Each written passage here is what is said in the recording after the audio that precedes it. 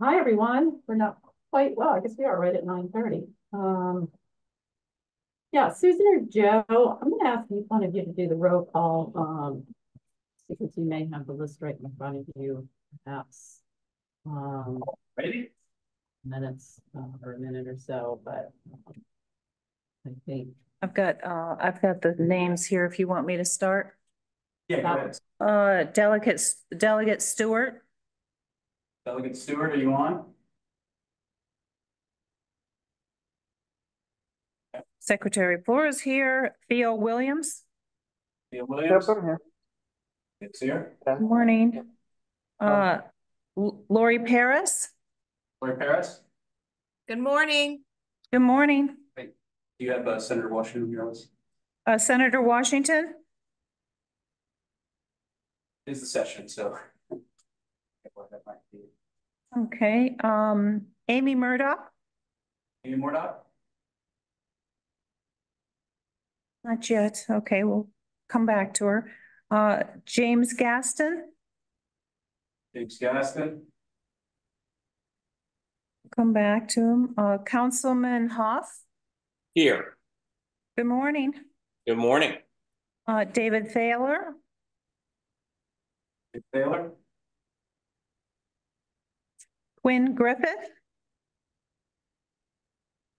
And earlier, Quinn? Still with us? We'll come back around again. Deborah Bullock. Bulow? Priscilla Kenya. I'm here. Good morning. Good morning. Mandy Gitt. I'm here. Good morning. Good morning. Jennifer Ray. Jennifer Ray. Jennifer? I have the first name Chelsea, don't have the last name here. Chelsea Heyman? Chelsea Heyman. Tim Borsier. Oh, no, that was, I'm sorry, Tim was part of the panel Speaker? last time. He was a panel last time. Okay. All right. That's all I've got on my list here. I hope I got everybody. Okay. Would you like me to go back through a couple more? I think we have a representative from Mary Washington here. You're muted.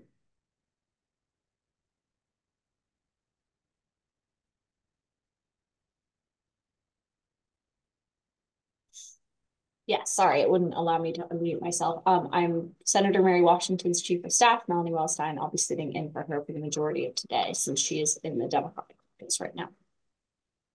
Thank you. It's like James joined us. Welcome, James. Mr. Gaston. Good morning, everybody. I'm Good glad morning. to be here. Hope everybody's safe and staying warm. Absolutely. Looks like Izzy Shykoff is here. Welcome, Izzy. Hi there. Good morning. Hello, hello. Who am I forgetting? I don't have the list on me right now. Did Mr. Thaler join us?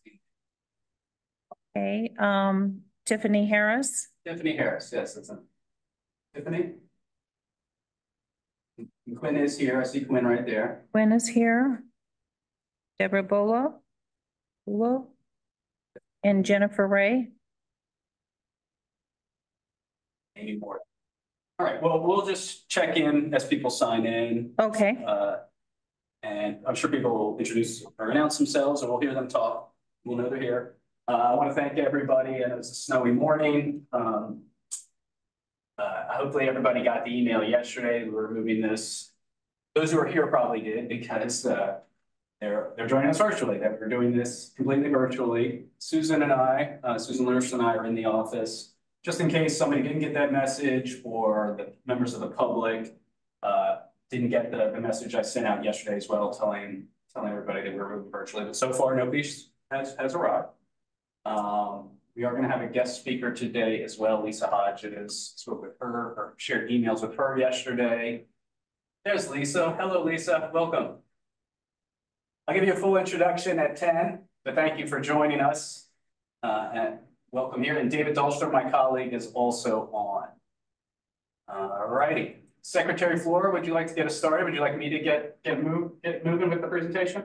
I just want to thank everyone for joining. Apologize for the last minute shift, but we were monitoring the weather and had decided that we were going to have to call it by about noon yesterday, just to whether or not it made sense.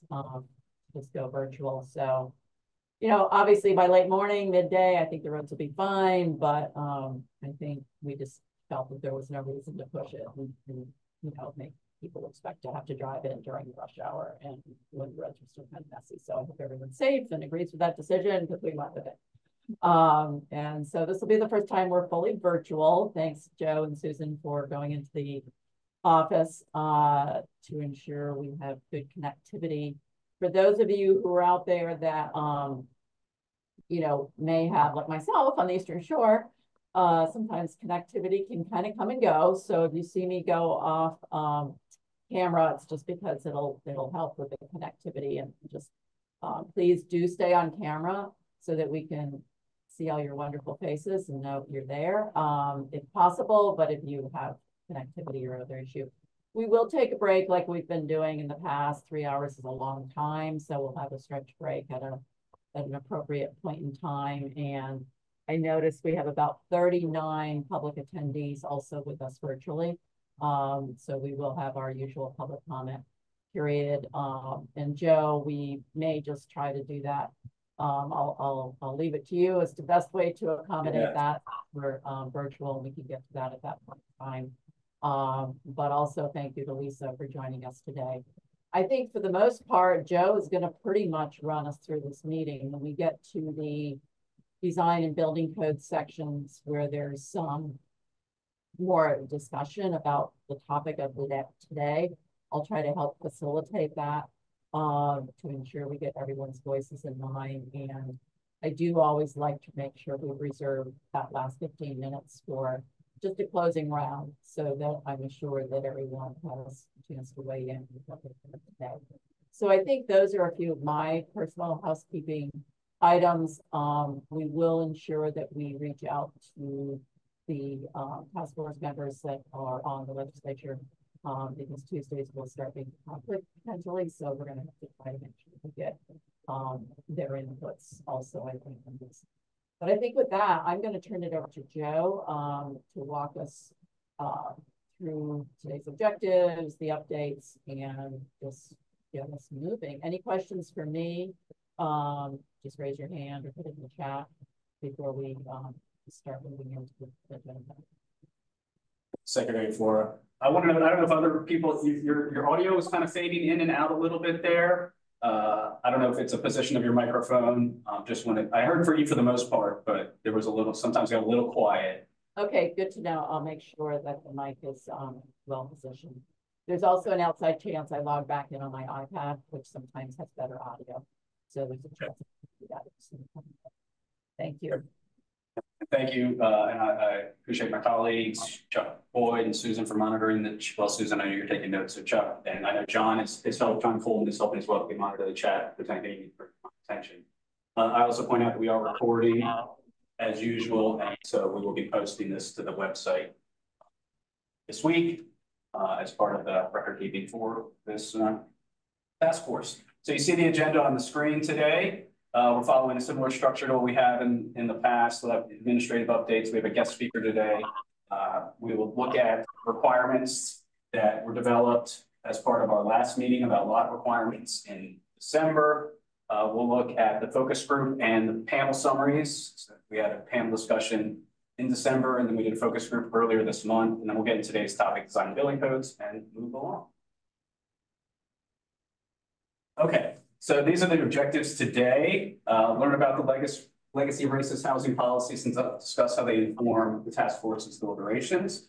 This is why we invited Lisa Hodges today. This is a request of the task force back at the October meeting.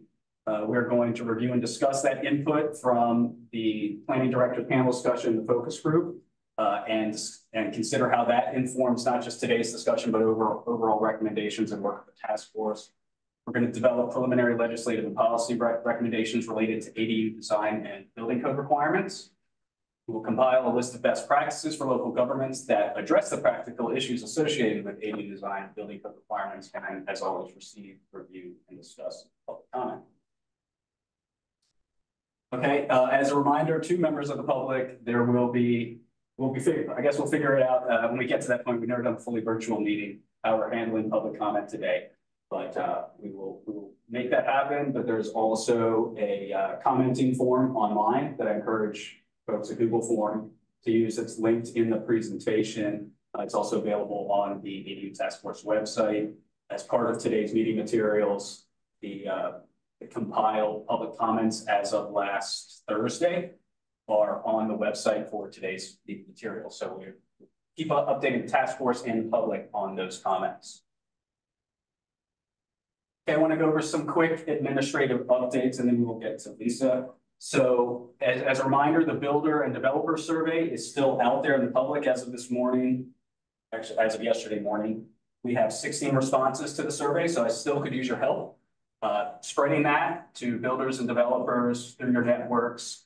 It's going to be open until February 2nd, so we'll look at the results at the February 20th task force meeting. We'll continue to push it out here at the Maryland Department of Planning as well, but I could really use your help getting that survey out. It's a brief survey, depending on how long somebody wants to take on it.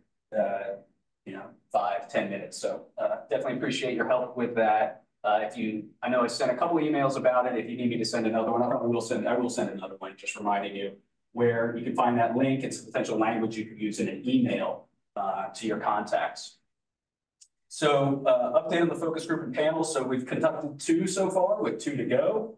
The next one is homeowners associations and community organizations. And that's going to be during the next meeting on February 20th. So this is similar to what we did in December. It is a panel discussion during the meeting. I know I've already discussed with a few of you, each task force member is assigned to a different panel discussion or focus group. So please talk with me about potential candidates to attend. I have a couple that I've been talking with specifically. There's also the team site organizational document that I encourage you to use to add contact information, updates for people you talked to, but we do want to make sure we have that panel discussion. As many people as we can get, well, up to a point. Right now I have 2 pretty much strongly confirmed. We could use a couple more. I do want to thank Izzy, Mandy, Chelsea, and who am I forgetting? I'm sorry, I'm forgetting somebody. Deb Bulow for help with the focus group on the 5th. Down at the MHT offices in Crownsville. It was a great focus group and they all attended and really helped get some good informed individuals with a very helpful perspective on ADUs to attend that focus group. And then the last one will be a focus group of housing organizations, affordable housing organizations, other organizations that focus on housing. And that'll be a focus group conducted in early March in preparation for the March meeting of the task force. Okay. Glossary of terms. You'll find this in the team site or on the team site. I've updated a few. What I'm doing is going through after each meeting. I'm adding some terms related to the previous meeting. So I added some terms related to the lot requirements discussion that we had on December 19th. I also want to thank Mandy, who also added some terms. I encourage everybody to go in there. You'll find it in the team site if you have any term, even if it's just a term you want to make sure we add a definition for, but you don't want to add, you're not prepared to add the definition, or you can't add the definition, that's fine. Just add on the left side, left column. Like, I really think we need to add this to our glossary of terms, and staff can help to add that definition. So that's a growing document and continue.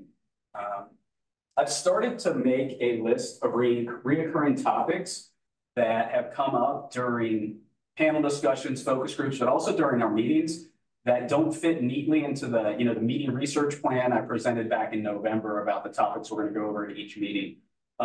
So these are just topics that, we want to make sure we have some time to discuss, or maybe at the end when we get towards April and May, we want to make sure that we discuss them in a way that we can potentially, if we decide, develop some policy recommendations or best practices for.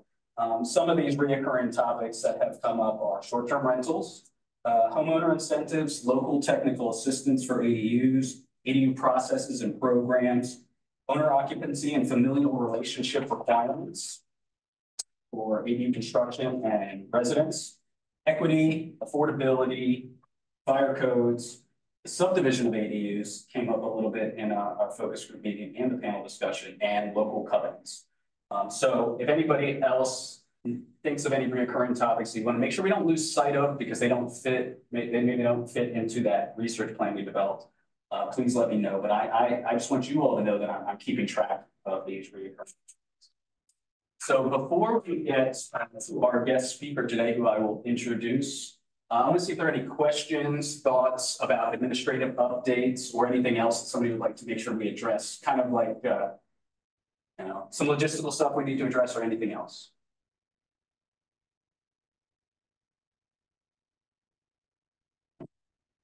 Okay. Well, thank you very much. So I am going to introduce our guest speaker, Lisa Hodges.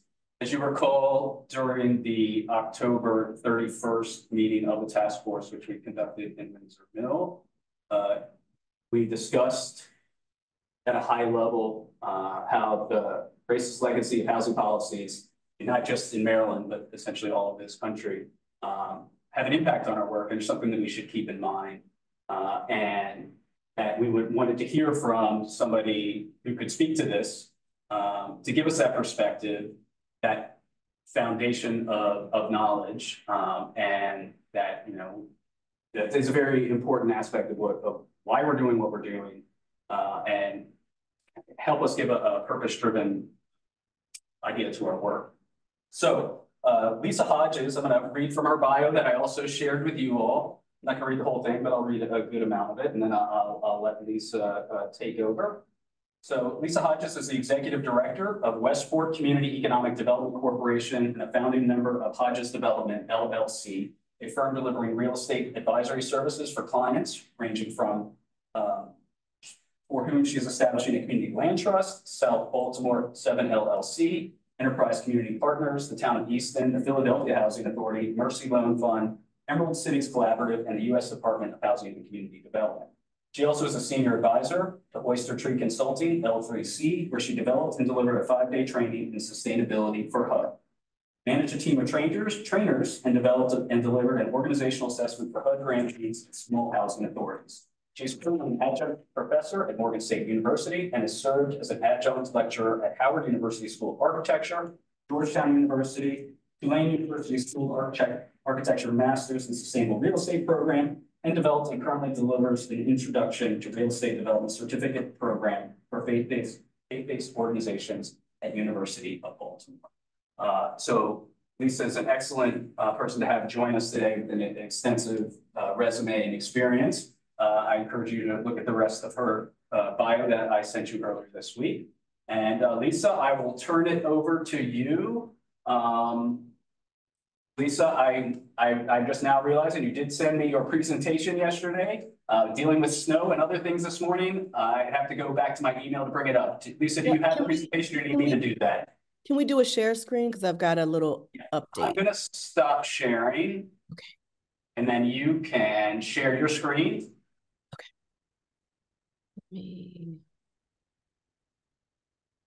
All right. Good morning, everybody. Can you see that? Yes, we can. Thank you. Great. So one thing that was not mentioned is I chair the housing committee for the NAACP Baltimore branch. And so hence the logo on the presentation today. I want to thank everybody for your time this morning and inviting me to talk about this important topic. This is really important work that you all are doing. I think it's very exciting. We have legislation currently moving through the City Council in Baltimore to deal with this very issue. And I think guidance from the state would be so helpful. So I was asked to speak to you today to make sure, I guess, we all have some common understanding about some of the history of racial discrimination in housing policy, some of the ways in which it's affected communities of color in the state of Maryland, and then also to think about, how does the work that you're doing, how will that shape and affect communities of color in Maryland? So to start off, and this is interactive questions, I will try to maybe with Joe's help, field questions or take discussion points as we go.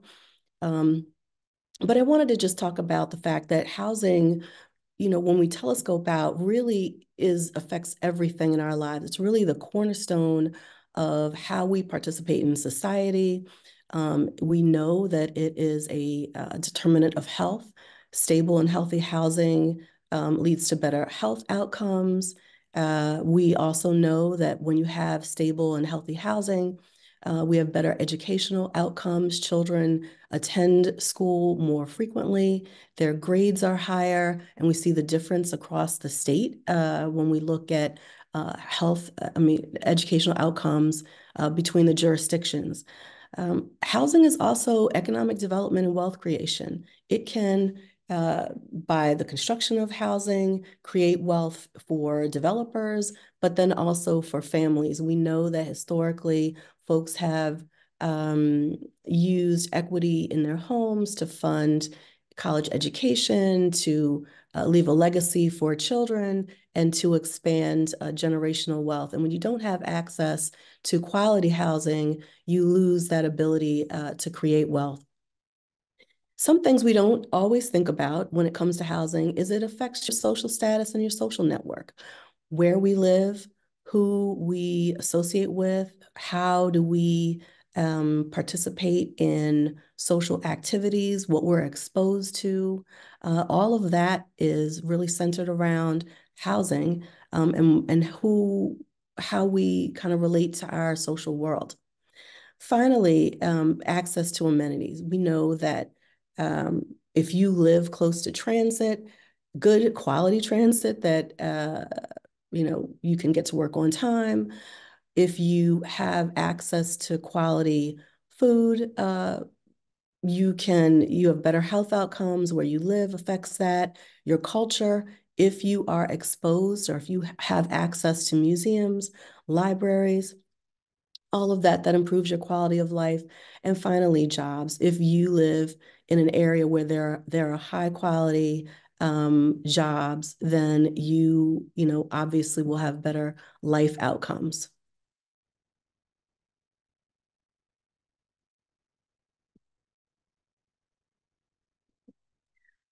So let me go back up. Sorry, my PowerPoint was a little slow. So where we live, we talked about that, and who we are. How does housing affect these things? We know that life expectancy differs by zip code.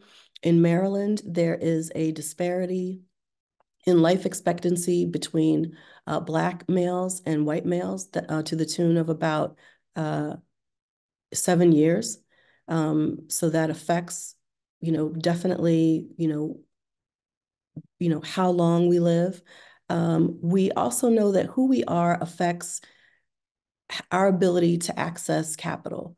Last year, there was a study by the state legislature that examined, in particular, differences in appraisal values. And some of the findings that they made were that folks of color have more difficulty still in obtaining loans.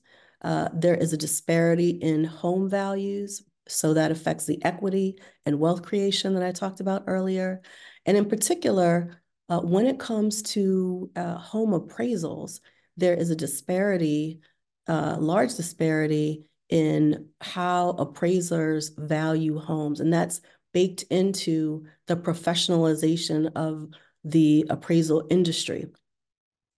And finally, where we live and who we are affects our income, access to living wage jobs, and then also the pathways to wealth accumulation.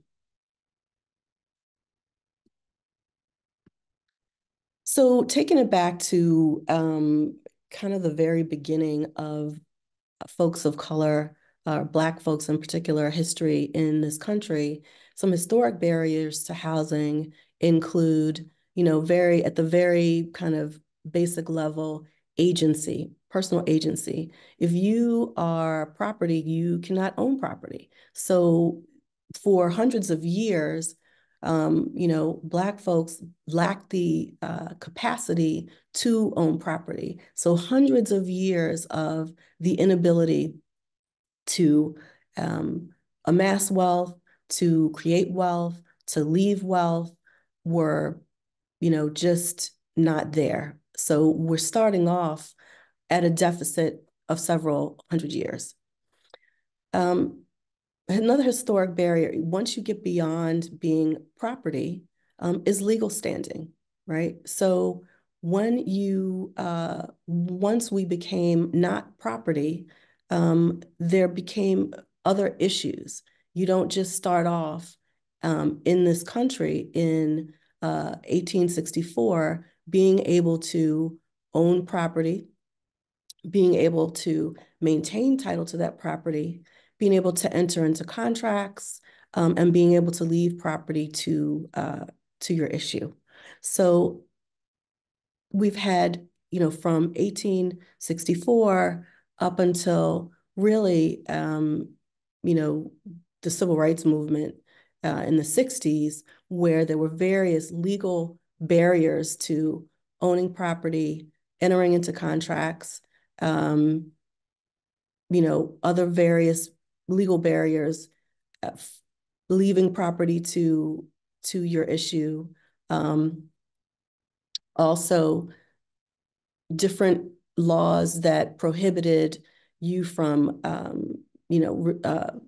keeping your property, even if you were behind on taxes. So the tax sale system, and then also in some cultures and in some areas, and I'm speaking specifically, today we still see this in Native American cultures, but then also in the islands off of South Carolina, group ownership. So when you have the concept of group ownership and you try to apply the American legal system to that, you run into issues when it comes to leaving property to your heirs and the ability for folks outside of that group property ownership system to come and break up that property ownership.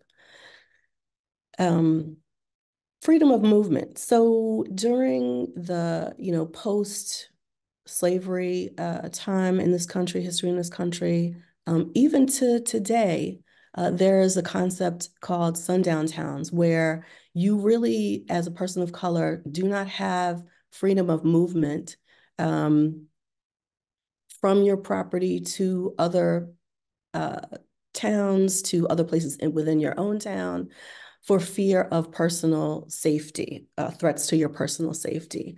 What does that have to do with housing? Well, if you can't, as a person, leave your home after dark, if you can't travel with your family around the state, and there are sundown towns not still existing in the state of Maryland. Some would say there are some that still exist in the state of Maryland, but you don't have the ability to do shopping when you want. You don't have the ability to socialize when you want, and if you do, you run the risk of threats to your personal safety.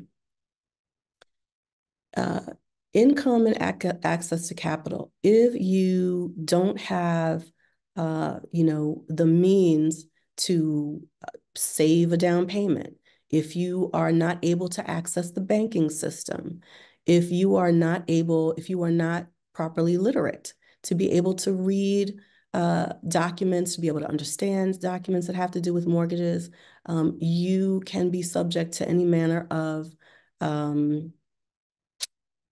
predatory lending, predatory loan terms, and you are, really iced out of the mortgage system.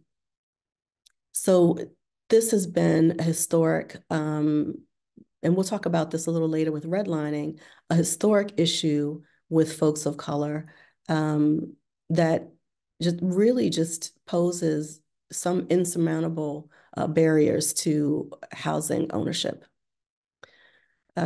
One of the last things I want to talk about, like globally, when it comes to barriers to housing, is forced involuntary migration. So at the end of the slavery regime in this country, Black folks were, in essence, unhoused, unfinanced, and were at the mercy of whatever their community was willing to offer them.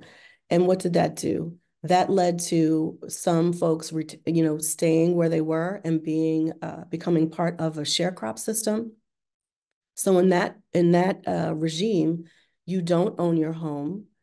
You are given maybe some land to work so that you can provide for your family, maybe sell some crops, but it really is not a model for wealth creation, and it's not a model for having agency, gaining legal standing, really having access to capital. So some, post-slavery housing was really, just nothing more than really barely a step up from living on a plantation. We did see at the end of, slavery regime and during Reconstruction, some, migration to cities, to the West, and which provided economic opportunity, but also provided limited mobility when it comes to housing. Often folks migrated, they were living with relatives. They were not really able to, access capital, access the banking system in order to purchase properties. In some instances, they were. But in addition to that opportunity came challenges, right? Because you had a limited social network. You also had, instances where folks were not able to retain property that they accessed. They were, especially in rural areas, chased off of property just really destroyed, depending on the relationship with the neighborhood where they lived, and the community they lived in. So while migration provided some opportunities, there were also continuing barriers based on race that really stopped and decelerated the ability to create wealth. Are there any questions or let me see, I've got some stuff in the chat here. Let me see. Okay. Okay. Okay, sundown. Oh, wow. So Tia says she experienced the sundown town in Georgia at Lake Lanier, the famous Lake Lanier, that is very dangerous down in Georgia. I mean, if other folks have experienced that as well, welcome a comment about how that made you feel, and what did that, how did you experience that? So Tia, if you are able, we'd love to hear from you.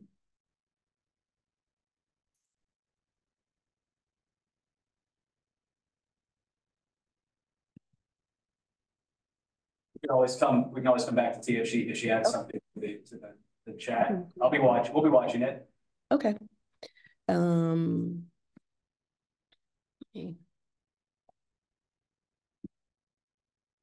So one of the two things that most people have heard of, Tia, if you want to talk about your sundown town experience, we're happy to hear. Joe, you're going to have to unmute Tia. She's in the attendees. Not exactly sure how to do that, but the world.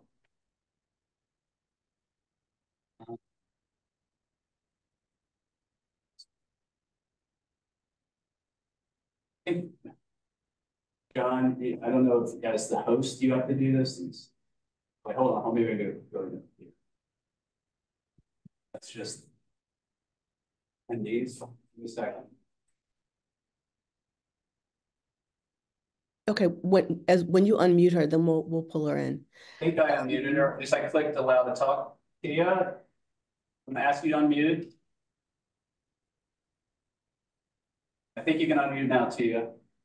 If I did that correctly.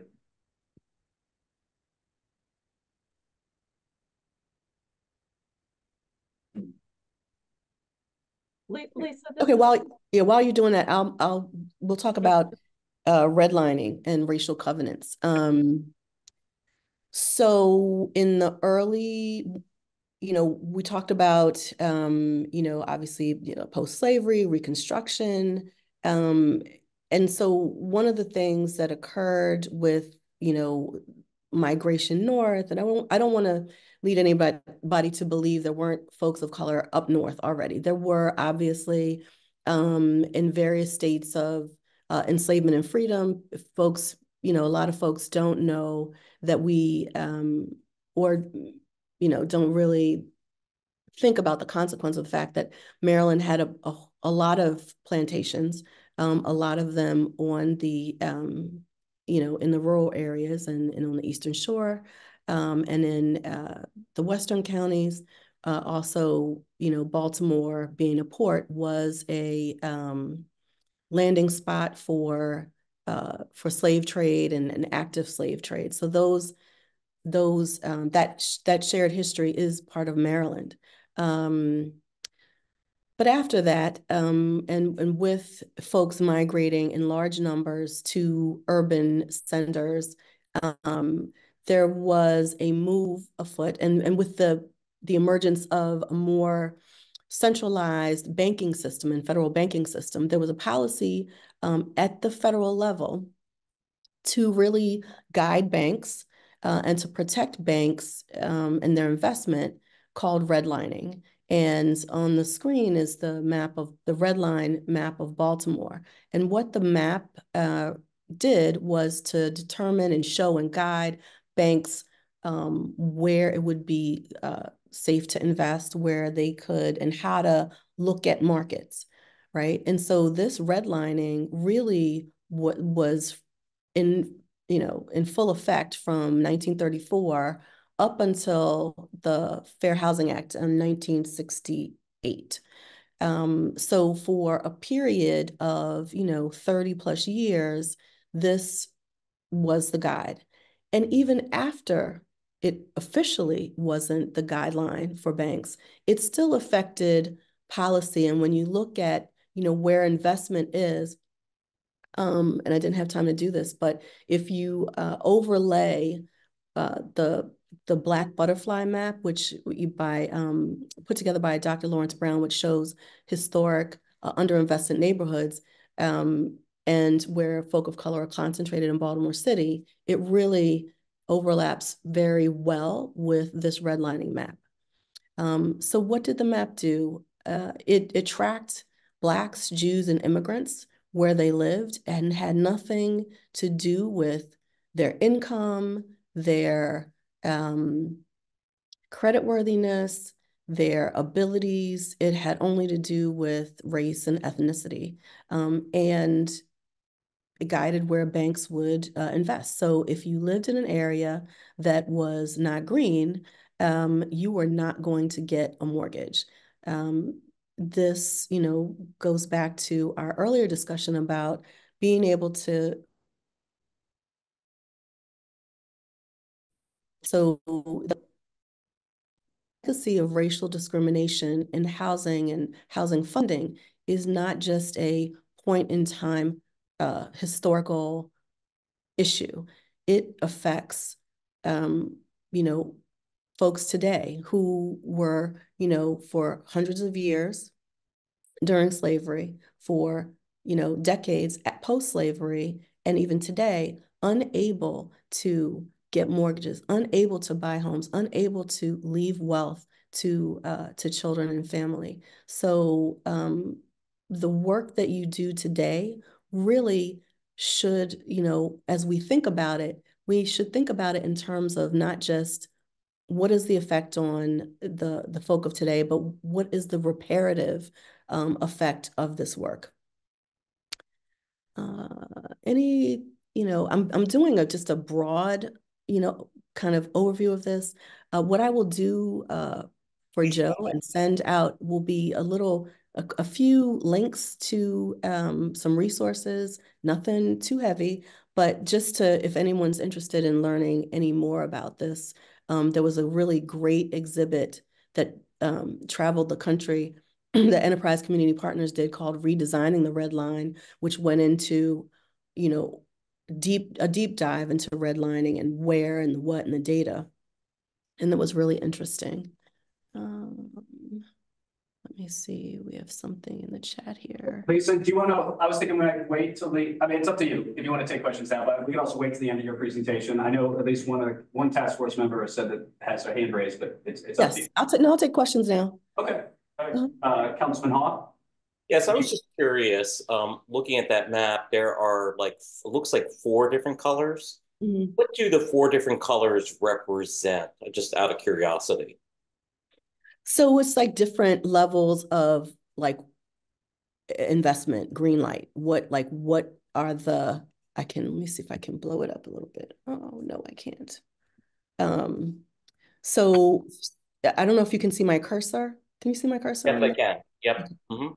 So that dark green means go, full on investment for residential. The red is no for residential. So also know that during this period of time, we had in a lot of urban centers, the central business district was not, it's kind of funny because we're going back to this, was not just industrial. There was housing there.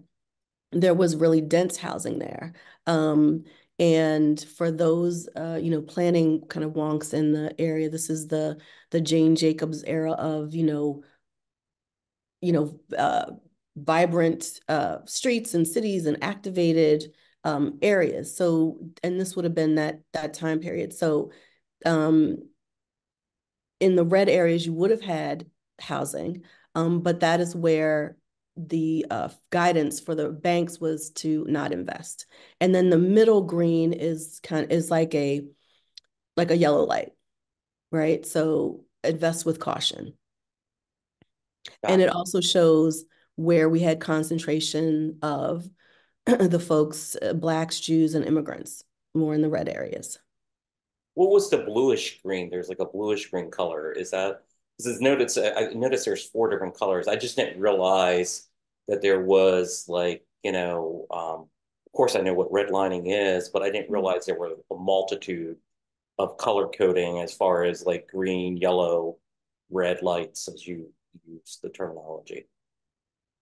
Oh yeah. I mean, there's, so I think one of the most, if I can say, interesting things about racism is the complexity with which we in this country have devised systems to discriminate. And it's not just an irrational willy-nilly, thing. It is systemic. There's a rating. This redlining system was a rating system for investment. And it was, as I said, it wasn't based on a rate of return. It wasn't based on value neutral factors. It was based really on, where are these Blacks and Jews and immigrants living? Giving guidance to those banks about that, and also, behind that, not giving mortgage insurance in these areas, right? So for those who, thanks for giving the coding in the chat, Laquita. So it just really just lays out, all of the ways in which you can kind of discriminate there. So again, let me back to the mortgage insurance issue. So you could not get mortgage insurance if you were in declining or hazardous areas, right? So what does that do? That means that you don't have the backing of the FHA mortgage system. That's another way in which, wealth accumulation was, not accessible to folk of color. It's another way that, the banking system wasn't available. So then what are you left to do if you don't have access to those couple of things? Well, you've got to figure out a way to save up for a down payment. You've got to maybe live a couple of families. You've got to be a renter, maybe for several generations. It's, again, this just kind of harkens back to the fact that these policies were not just point in time, they have generational effects. Okay.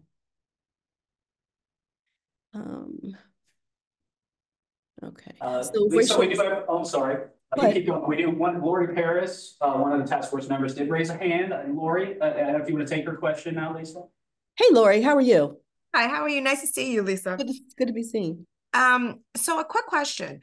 I know there's been a significant amount of movement with respect to redlining and its impact, but has there ever been a study, or let's say a map with, say, starting with this map to what it looks like now today? So if we were to put the two maps on top of one another, would we still see the red? And it may not be redlining, but the lack of mortgages, a lack of access. So I'm just wondering if there has been a significant change, or it's just done differently.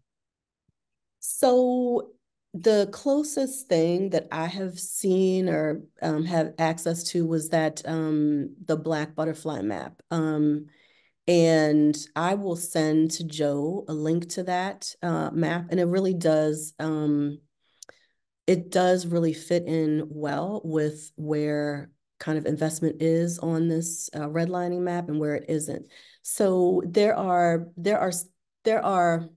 efforts to address this, and I think one of them, and I'll send this study, the link to the study to Joe, if you all haven't read it already, a study that looked at the Maryland's mortgage program, assistance program, and how it's addressed some of these disparities, but it has a lot of good data on, statewide, how much work has to still be done, and then what improvements have been made. I mean, there have been incremental improvements, but by and large, this map remains pretty accurate.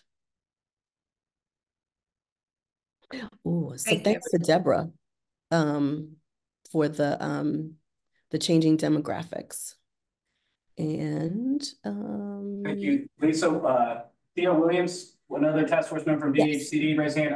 We'll take this as the last question right now, and then I'm gonna let you continue with your presentation, and we can reserve some time at the end, because I know you have a hard stop at 10:45. I want to make sure that you can get your presentation. I only have a couple slides left, so that's good. Okay, good. I'll just put it in chat. It's okay. No, that's fine.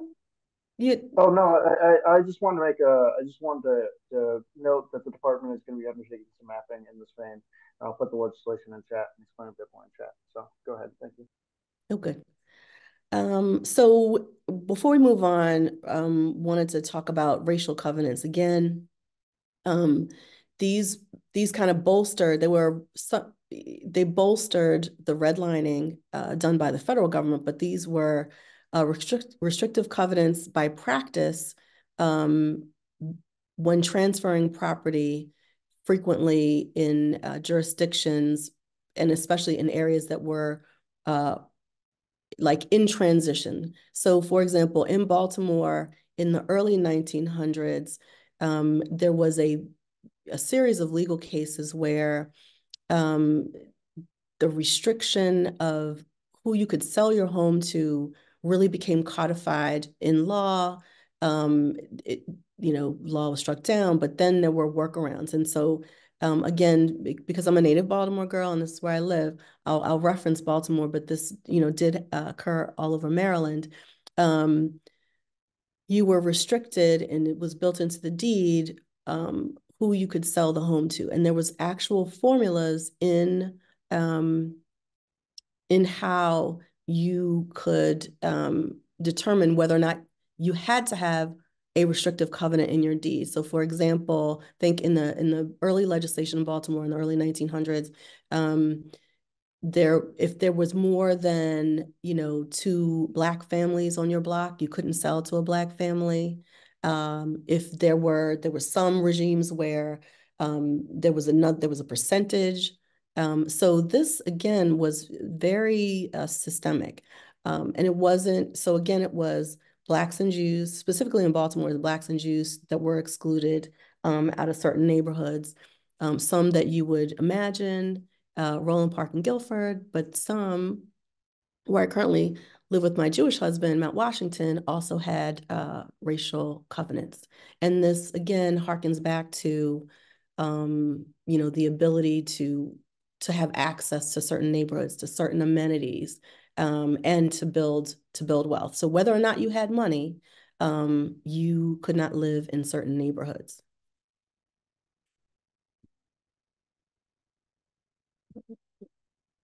Okay, moving on. Sorry about this. My computer is lagging with the position. Okay. So there were other policies that were presented as value neutral or even positive. There was like net positive. So urban renewal, who can argue with urban renewal? We are addressing blight. We're building highways. We're building railroads. It's all progress. But historically, urban renewal has been used to, and specifically to connect areas, to connect suburban areas to urban areas, urban business centers. But in the midst of doing that, really destroyed Black and brown neighborhoods. Case in point, 295 in New York City, very famously, all of the infrastructure, the bridges and roads built by Robert Moses. And all of these things were done in the name of progress. The Lincoln Center, which we all love in New York City, was built on the destruction of a Black neighborhood. So urban renewal had its upside, but it had a serious downside, and that was destruction of Black neighborhoods. So again, that when we restrict where you live, not only just how you live, but where you live, you have displacement, you have breaking up of social networks, you have frequently not being paid market rate or any good value for the home that you had. So you are impoverished as well. And this is, built on, again, all of the other policies that we talked about that affect people of color and wealth and life outcomes.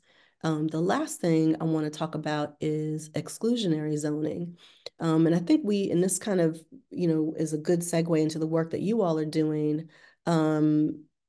How we, use a seemingly value neutral policy to restrict folks. So if you are a generational renter, if you are folks that live with or have to live with folks you're not related to, and there's zoning areas that are zoned specifically just for single family, you're not able to live there. You're not able to afford to live there.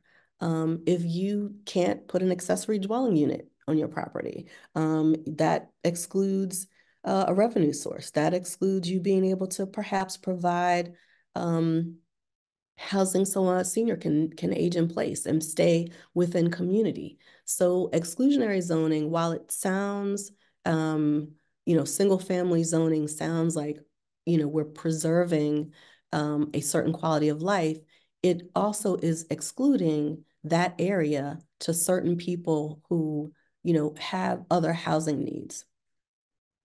Oh, we have Greg. Greg has experience firsthand in restrictive covenants. Yeah, so that's an interesting thing. If you look, it's an interesting thing to look back at all of the deeds, your prior deeds on your property, because some of them, right, still have the restrictive covenants in them. And I think there was some move afoot to try to eliminate that. But, you know, I think it's a good thing that we're able to see that that was not too far away in history, that it's still there, and that it's still part of who we are, and it's still part of the legacy of exclusion. Yes, Jeff. So I wasn't sure, Jeff, if the redesign, the red line exhibit was still ongoing, but if you have a look in the chat, if folks are able to get to Baltimore at the Impact Hub, Jeff is saying it is still there. It is really, really interesting. And it's a nice kind of walkthrough exhibit, self-guided exhibit on redlining. So where does that leave us today? We still have de facto residential segregation. I think someone put in the chat a link to the Black Butterfly analysis. So it will show how specifically in Baltimore, but then all over the state, we still do have de facto residential segregation. We still have homeownership rates that are almost twice as high for white families than Black families. There's also a disparity that's a little bit less in Maryland, I believe, between white families and Latino families, Hispanic families. There is a widening wealth gap where the net worth is just exponentially higher for white households than Black households. And this is, you know, really directly tied to housing and all of those barriers that, you know, I talked about earlier when it comes to housing. But the real estate industry also is a source of wealth creation. Housing is economic development. When we build homes in communities, you know, there are folks who are contractors, insurance folks, real estate developers, and that is a source of revenue. Only 2% of development companies in the industry nationwide are Black-led. There is, you know, just a small percentage of real estate assets that are under management of minority led real estate firms. So what does all of this say? We have a lot of work to do in doing reparative work to ensure that residential areas become desegregated. We have a lot of work to do with homeownership rates. We have a lot of work to do when it comes to economic development as well. Let me see in the chat what is. So how does this, okay, Lisa, so how does this relate to what we're doing here right now with the dwelling unit policy changes? So when we talk about this policy, it is great because it does have the ability to, you know, give folks an additional revenue stream, provide for, you know, cultures where you are living in community but not necessarily related, and then also intergenerational housing. But without the funding to do this, and without the know-how to do this, and without the access to good contractors, there are barriers there. This will be without funding, without some way for folks who are traditionally, you know, not able to access capital, having those pathways chipped away at, this policy will not be relevant to them. What are some other kind of barriers, challenges? The bureaucratic process. It would be great if, as you talk about and think about, you know, how to implement this, if we think about things like streamlining, you know, permits, streamlining any kind of certification process, because in the kind of scheme of things, the easier that you make it, the better it will be for those who are traditionally kind of iced out of housing opportunities in general. So got to think about ways to make it simple, got to think about ways to help folks access capital in order to have these accessory dwelling units. And then lastly, what I wanted to kind of have you all think about and discuss is how will this add value, or how will it subtract value? What's the potential for subtracting value? We talked earlier about appraisals and appraisers and how there's a disparity in the value that they give to homes owned by folks of color and neighborhoods of color, and those owned by white folks and majority neighborhoods. Will you have an area or a conversation to address value? How does having this unit add value? Will you have some way to take a look at over time, are, homes with these units valued differently in neighborhoods, majority neighborhoods or neighborhoods of color? How on an individual level is value assessed, and all those things. So I am happy to take questions or otherwise facilitate a discussion of some of these issues. I see Greg has a comment, key to add grants and lower no interest loans and a navigator system. Yep, tiny homes on wheels as an option, and allowing them to be separately sold in the future, ADUs to be separately sold in the future, so you can have income. And that certainly can be complicated, not only just in the title arena, but then also in the mortgage arena as well. So those are definitely areas where a lot of thought and a lot of political weight, I would think, needs to be deployed. Thank you, Lisa. We have a good 10 minutes, a little more for this discussion. I want to open it up first to the task force and Chair Secretary Flora. I don't know if you wanted to say anything, go first, or turn it over to questions yourself. Yeah, I can do that. Thank you. Can you hear me? Yes. Great. Lisa, thank you for this presentation. I think it's true, as mentioned earlier, I think we all have heard of redlining. We know about it. Certainly as a planner, I've studied it, taught it and whatnot, but I think you've really shed additional light on it, and the sharing of the resources and links and everything going on is really relevant. And the reason I think we really wanted to dig into this was to ensure that we, I think are appropriately thoughtful about how we got to where we're at in terms of housing issues and, exclusions and whatnot. In addition to that, zoning, not only urban renewal, but zoning itself and zoning policy has played a very, big role in putting us where we're at. I guess I'd like to open for the task members, which you should be able to, the task member panel, not the general public, should be able to unmute. So just raise your hand, but I'd like to sort of just have an opportunity for anyone to maybe add comment to what we heard, ask a question of Lisa from the panelists, the task force members, either through raising your hand. Maybe that's the best way to start, and then I can sort of call on you and try to help facilitate that. Any hands up?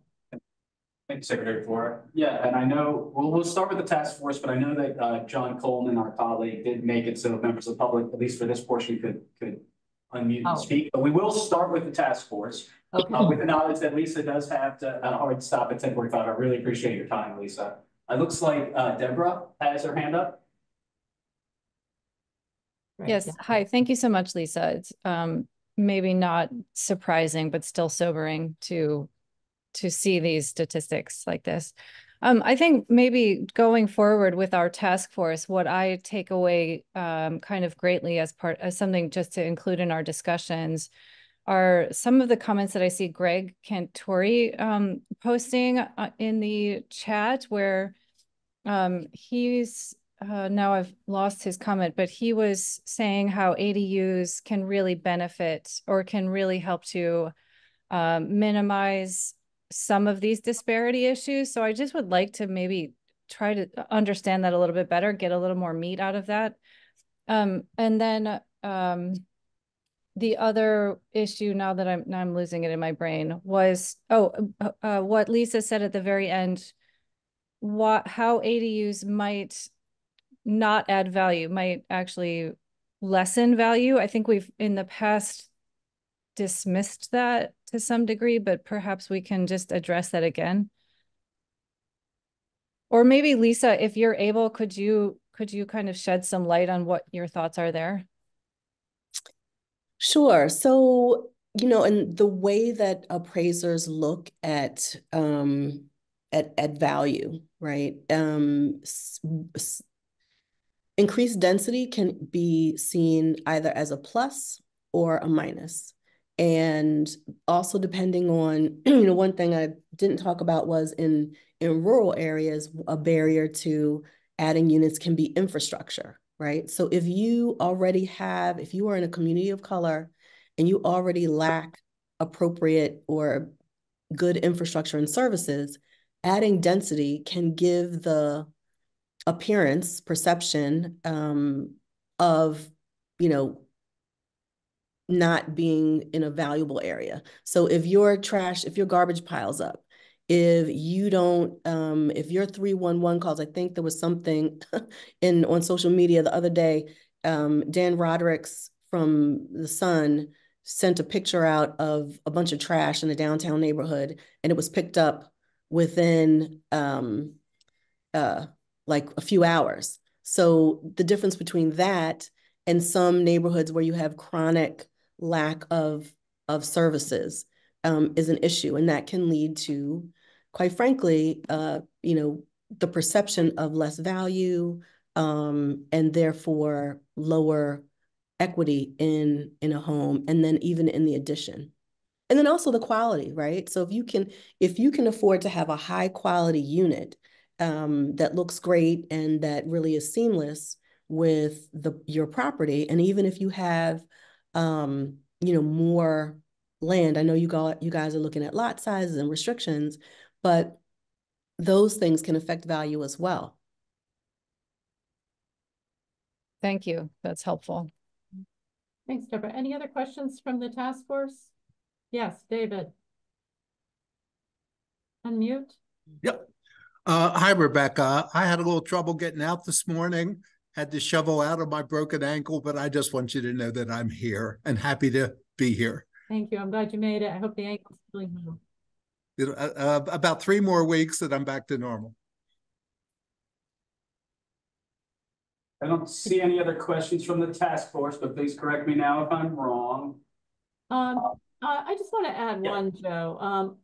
Lisa, I've studied this topic a lot, and you know, I think the intersection with these policies that were, you know, driven by the federal government and financing institutions, just overall racism, essentially, intersect with zoning in terms of how traditional zoning was created in terms of single purpose zoning and whatnot. Have you, and I've, you know, there's a lot of background on that, but have you delved into that at all in terms of sort of more traditional zoning in terms of single purpose and how that has intersected with these issues really of exclusionary issues?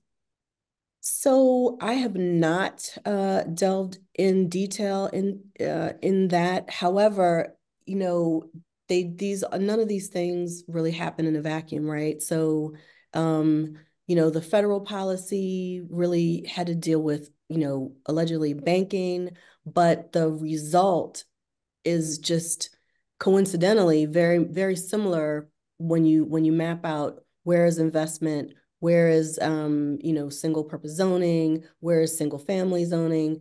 in Baltimore County, there's just a huge conversation about, multifamily versus single family and maintaining the character of neighborhoods and value. So none of these things, really happen in a vacuum.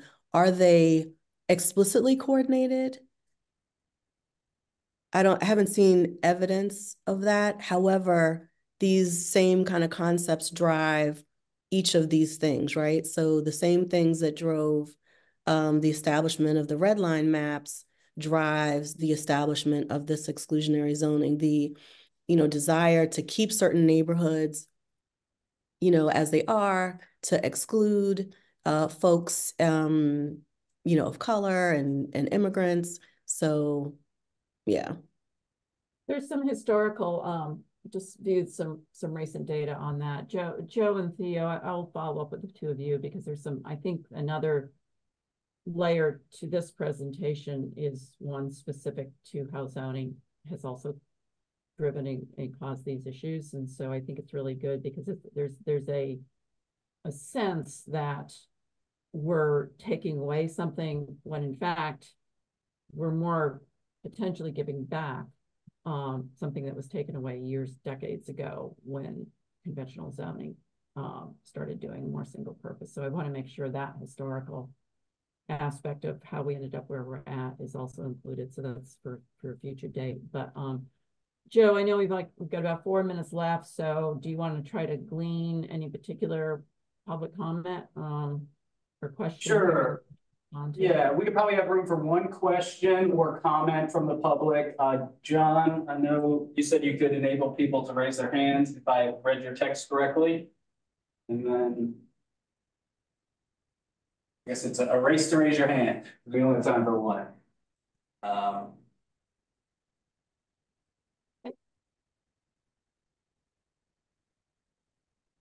Well, Can you read them?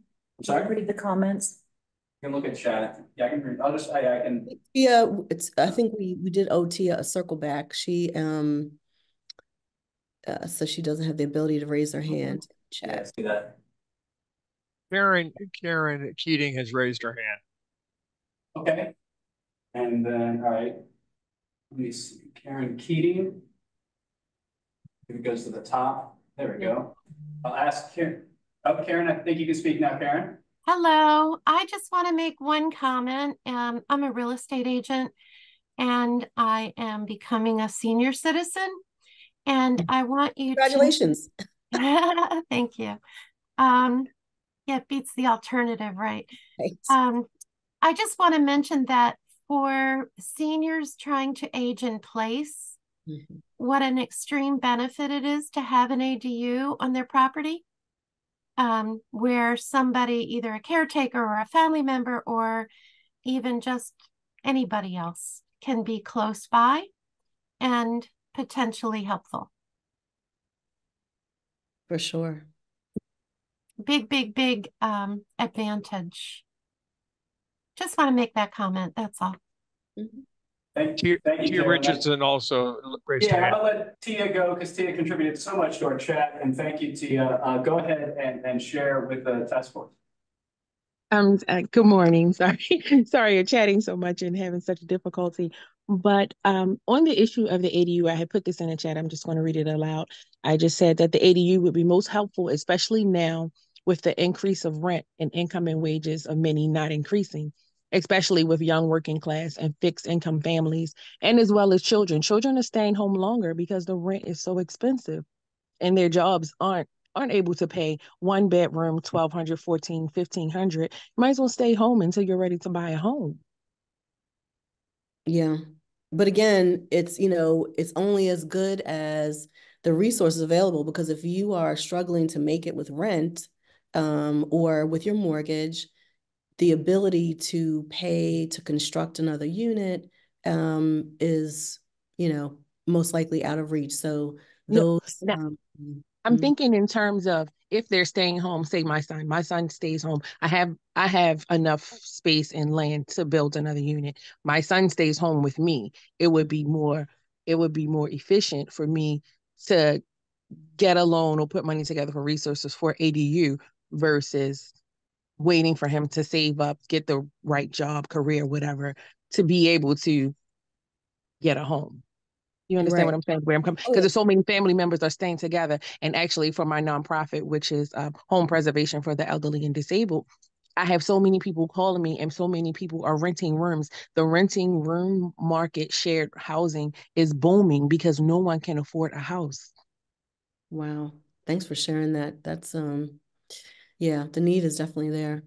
The room rental is $850. The room rental Right. now in Baltimore is $850 to $1,200. I have landlords calling me, telling me they have rooms available for $1,200, and people are taking them because it's $1,200 all inclusive. And that's a mortgage. That's a mortgage, but they're renting the room. Wow.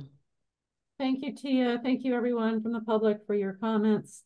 Once again, we do log everything, but most importantly, comments through the online website is also really important. Susan, if you can put that link in the chat again for everyone in terms of where to go to the online comment form, that would be really great. We are going to move to the next part of our meeting. So Lisa, once again, thank you very much for taking time with us today. I think this was something that the task force had asked for, to make sure that we really have this bigger picture of the issues that we're up against and why, and really appreciate the work you're doing and taking time for us today. Thank you so much. Thank you. Take care, everybody. Thanks. Thank you, Lisa. I think, Joe, we are going to move into the next stage of the agenda. 10:45. Let me see how I'm looking at our agenda timing here. To 11. Yeah, I think at 11. So let's do this next agenda item, and then let's take a 5-minute stretch break at 11 o'clock. So that everyone has a moment to get up and do what they need to do. But we'll take on this next agenda item, the draft requirements, before we go there.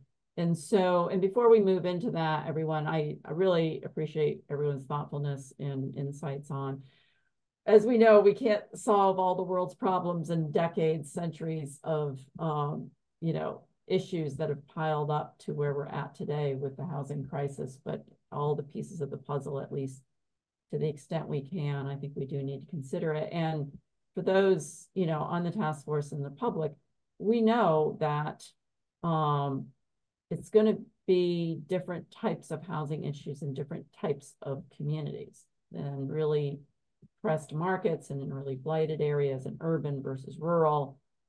This is complex, which is exactly why we have a task force looking at this, because it is a very complex issue, and it's not just build a unit on someone's backyard. I mean, there's a lot in play here. So thank you to everyone on the task force for, I think, wanting to learn more, wanting to know all of the pieces of this. And thank you to everyone in the public. We are listening. We are continuing to record your thoughts and interests, because it's not easy. It's we aren't going to come out of this with a simple answer. We're going to come out with hopefully a better informed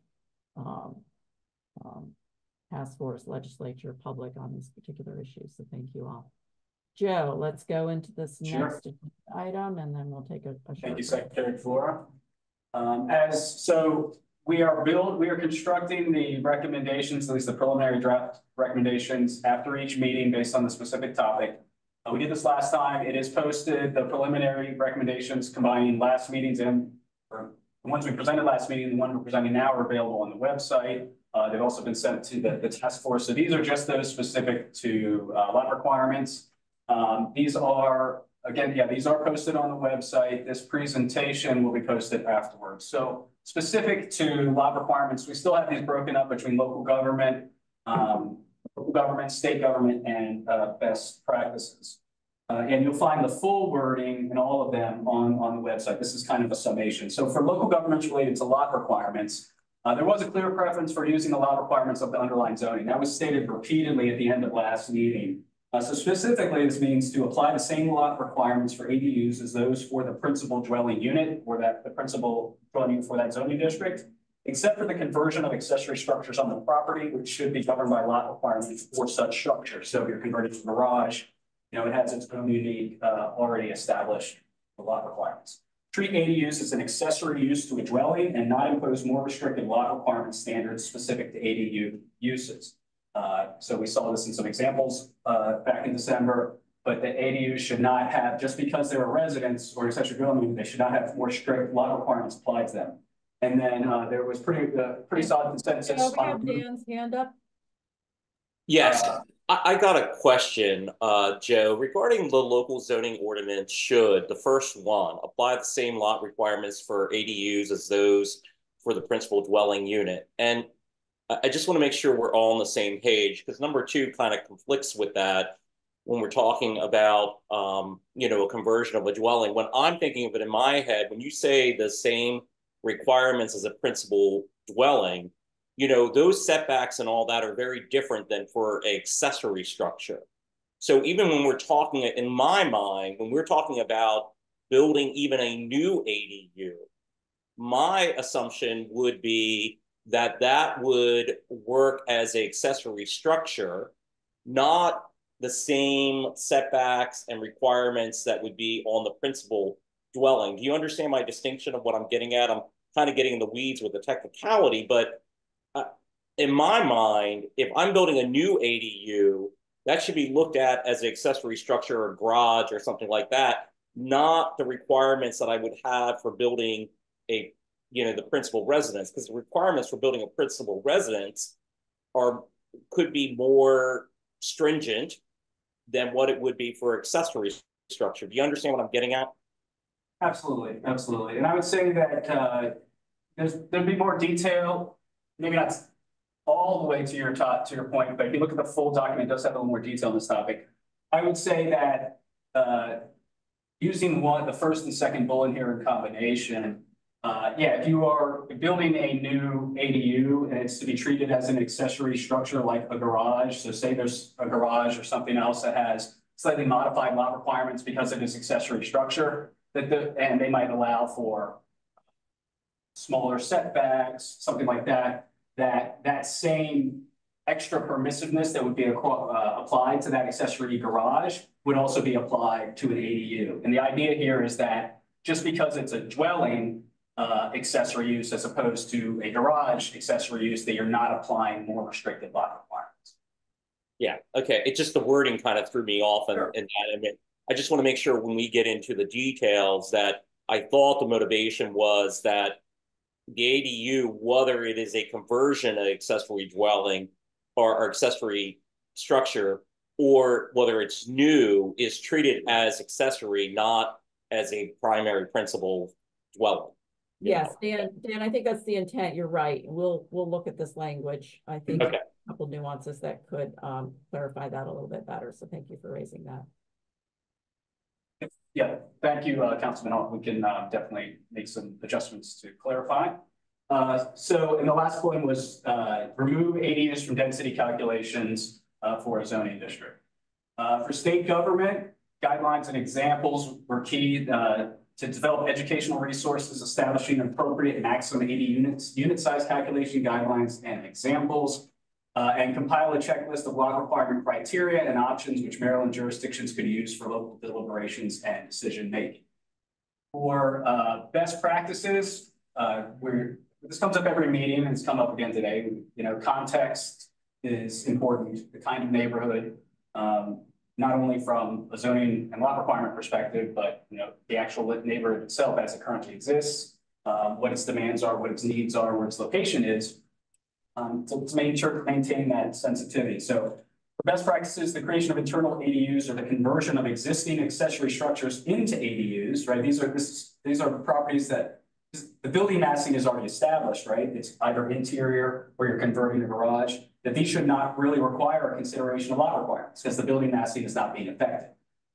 Zoning ordinance should explicitly state that ADUs are not included in density calculations. So this is going from this, like the local governments, they should remove ADUs from density calculations to the very specific nature of developing a zoning ordinance for ADUs.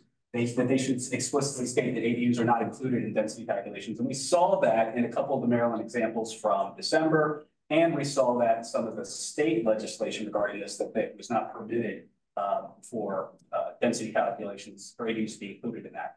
And that finally, when developing ADU lot requirements for zoning districts and or neighborhoods, jurisdictions should consider existing minimum lot sizes, local objectives regarding lot coverage and stormwater management, and measures encouraging affordability for renters. This one, I definitely recommend everybody to go look at the recommendations document in full, which has a lot more description about what that means, and it gives some example best practices based on some of these considerations. Again, this is just a summary for today's discussion, and to like exactly what happened to Councilman Hoff to spark discussion or response. So if anybody has any additional questions, feedback, thoughts, maybe I noted something incorrectly or not as you interpreted, I'm happy to hear. Thanks, Joan. I just want to emphasize this is the summary, just as a reminder. We're just continuing to document because there's so much coming at us that this is sort of to reinforce where we think we landed, which will help make the report writing so much easier. And so the fuller descriptors, of course, are in your you know, in our folder, and this is intended to just reinforce where we think we're at. Dan, you have your hand up again. I guess my one question is, we're going to have time, hopefully more than just one meeting towards the end, to kind of, you know, because we're making these kind of recommendations in isolation to each other and how they interrelate. Because I do think that, you know, some of them could be in inherent conflict with each other when we get down to it. So hopefully we will have a little bit of time to kind of deep dive on how some of those interrelate. Because we might need to change some of these draft recommendations based upon how they interrelate to each other. So hopefully we have that time at the end to be able to do that.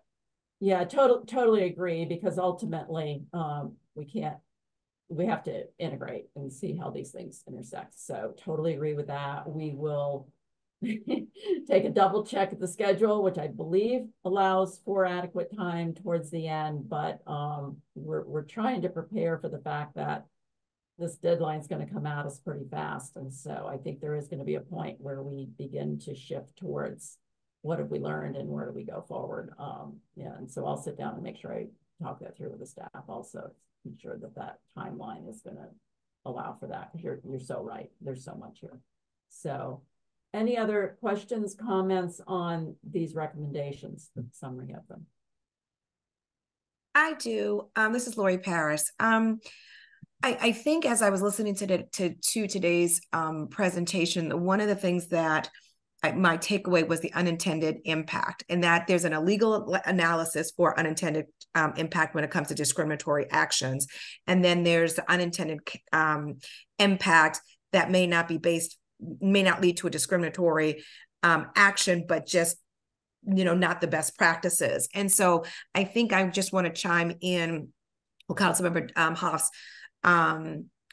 statement is, as we go through these recommendations and as we have this time to really delve into it, I think whatever policy statement we have or whatever best practices we recommend, I think we need to make sure we address that unintended impact. And I think as we're kind of weaving these recommendations through to come to a final recommendation, I think that will, if we keep that in the forefront, it may not, we may be looking at it from a racist policy, but it also could just be an unintended impact financially, economically. So however, so I just wanted to make sure we kind of weave that in as well, and tying on to the council member's comment. Very well stated. Thank you, Lori. I think over the years, some policy is intentional and has created things, and some is unintended. So I think that's a really good point. I don't see any other panelists hands up, so I'm going to propose that Joe, if you're good, that we go ahead and take a 5-minute break. So everyone just you're not already muted, mute your mic, and you may want to just block your camera, take 5 minutes. We'll be back here at 11:05. You don't need to sign off, just take those 2 actions. And we'll be back on and ready to roll at 11:05. Great, welcome back, everyone. This meeting goes to 12:30, so hopefully everybody is refreshed and ready to keep going. Joe, I'm gonna turn it to you, but I really want to thank everybody that's helping with these focus groups and helping us really identify people and whatnot. It really is just tremendous help because you all are out there and helping us make sure we are reaching broad and getting all of these different perspectives. So with that, Joe, I'm going to go ahead and turn it back to you to do the summary on the panel discussion and focus groups. And focus groups panel we were all here for last week, but the focus groups are happening not necessarily with all of the task force involved in each one. So it's really good to have this report back loop so we know what's coming out of those focus groups. So Joe, back over to you. Thank you. Thank you, Secretary Floyd. I echo your appreciation of those members of the task force who helped and those who've attended and participated in these panel discussions and focus groups. I will say that I sent the summaries to all the task force members. They're also posted on the website. And it's interesting, what I found interesting, we've only got 2 so far, but even when you ask different questions, there's a lot of convergence of responses and topics on a lot of areas. So we're getting very unique perspectives, but a lot of them address similar topics, similar ideas, and give us a lot to think about regarding to the big decisions we have to make the charge of SB 382. Okay. The wrong button there. All right. So I'm not going to read all this, but this is the panel discussion summary that you all attended back in December. We had some excellent, those who attended are in the summary document that I sent you and which is posted. So obstacles to ADUs barriers are the high cost for homeowners, burdensome processes and restricted covenants, some potential strategies, basically anything to make the approval process simpler and quicker. And we heard that today earlier in Lisa's address in our discussion with Lisa. I heard that in the focus group. We hear it over and over again. Some other general conclusions that ADU construction does not happen overnight. Even when you make ADU changes to facilitate them in a zoning ordinance, they happen slowly. The other things that need to be done doesn't happen overnight. To get back to this context-sensitive issue that is repeated over and over again, our panel said that short-term rentals are more favored in tourism communities. This is specific to Annapolis. That parking was not as big an issue as anticipated. This really surprised me. Also, that lot requirements were not so much an issue when developing their ADU ordinances, and that owner occupancy requirements are popular. It's one of those things I mentioned as a reoccurring topic that we want to make sure we develop or discuss, really dive into at some point. And that adequate public facility tests may not be necessary for ADUs because they do not generate as much cleaning facility needs. Next slide here, regarding market forces, policy, and ordinances. Remember, we're using these focus groups in the panel discussions to help us with that housing market analysis requirement of the bill. So a lot of these questions are asked of every single task force. Specific to that, this one, and what's the interplay between market forces and policy? There's a couple things listed up here, but when I went back and listened to it and look at our notes, the panel really had difficulty answering this question about whether market forces or ordinance best drive ADUs because longer term studies are needed. This is kind of something we're seeing in our best practice review as well. A lot of these ADU ordinances are newer, or at least attention has been drawn to them. The renewed attention is new. So longer range studies of what is really driving their proliferation is needed. And that's something that actually, I meant to mention this earlier. I have hopefully, we talked about interns repeatedly, and I'm interviewing one this Friday that will hopefully be coming on from University of Maryland to help us with this exact question. So hopefully we'll be able to meet them at the February meeting. For practical issues that the task force should address, the planning director's panel talks about homeowner financing support, something we heard about earlier today, flexibility, parking in its relation to access to transit, that infrastructure limitations of all sorts, be them roads, be them water and sewer, all the infrastructure we think of, they must be considered as part of the development of any ADU ordinance and the implementation of one.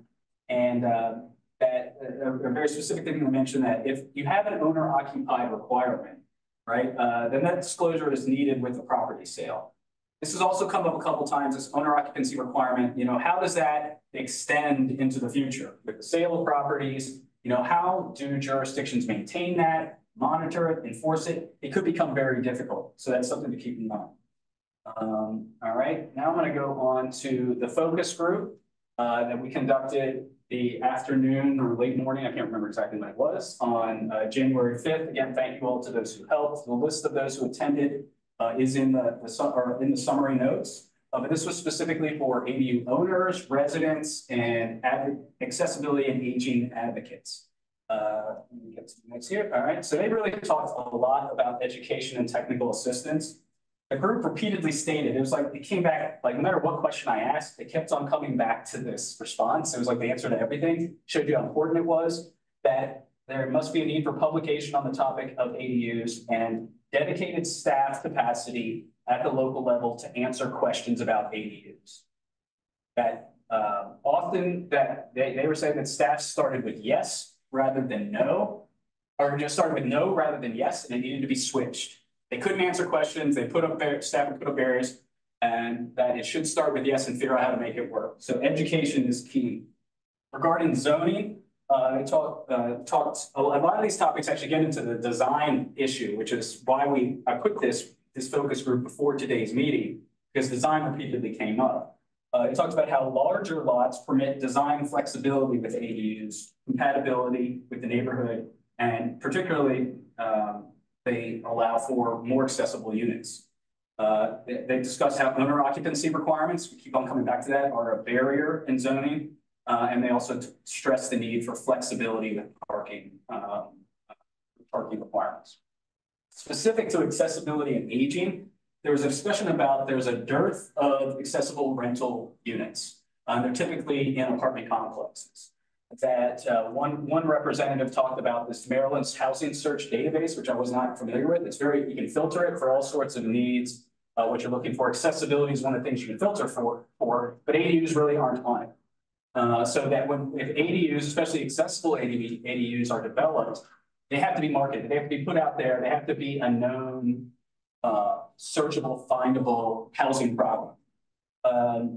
Let's see. ADUs present a lot of promise for accessibility. This was stated, and I think it was Izzy that said that local area agencies on aging, this is affordable, accessible housing is their #1 issue. And that ADUs, this focus group talked about their promise. Larger units, larger lots, right? Allows for you know, all the space requirements of accessible unit, but also ramps that are ADA compliant. You have too high of an accessory unit, or the lot isn't large enough, it might be difficult to put that ramp in. The ADUs tend to be 1 story. Not always. We talked about height limitations last time, but this can support more accessible units. And there's also this discussion about noise attenuation, and that some individuals with disabilities strongly benefit or need soundproofed housing. And this is hard to find in apartment buildings, but ADUs have that ability for that accommodation. All right, we asked a question about fair housing, and it was expressed by the focus group that the #1 fair housing complaint is for individuals with disabilities. ADUs can help overcome unfair housing exacerbated through segregation and congregant living facilities, right? So ADUs allow for those with disabilities to have to live with a family, live in the community, and not have that, again, segregated or congregant living facility, which leads to unfair housing. It was repeatedly stated that registering ADUs as rental properties is very important. This focus group helps trigger or lead to more fair housing requirements, regulation, enforcement, and monitoring.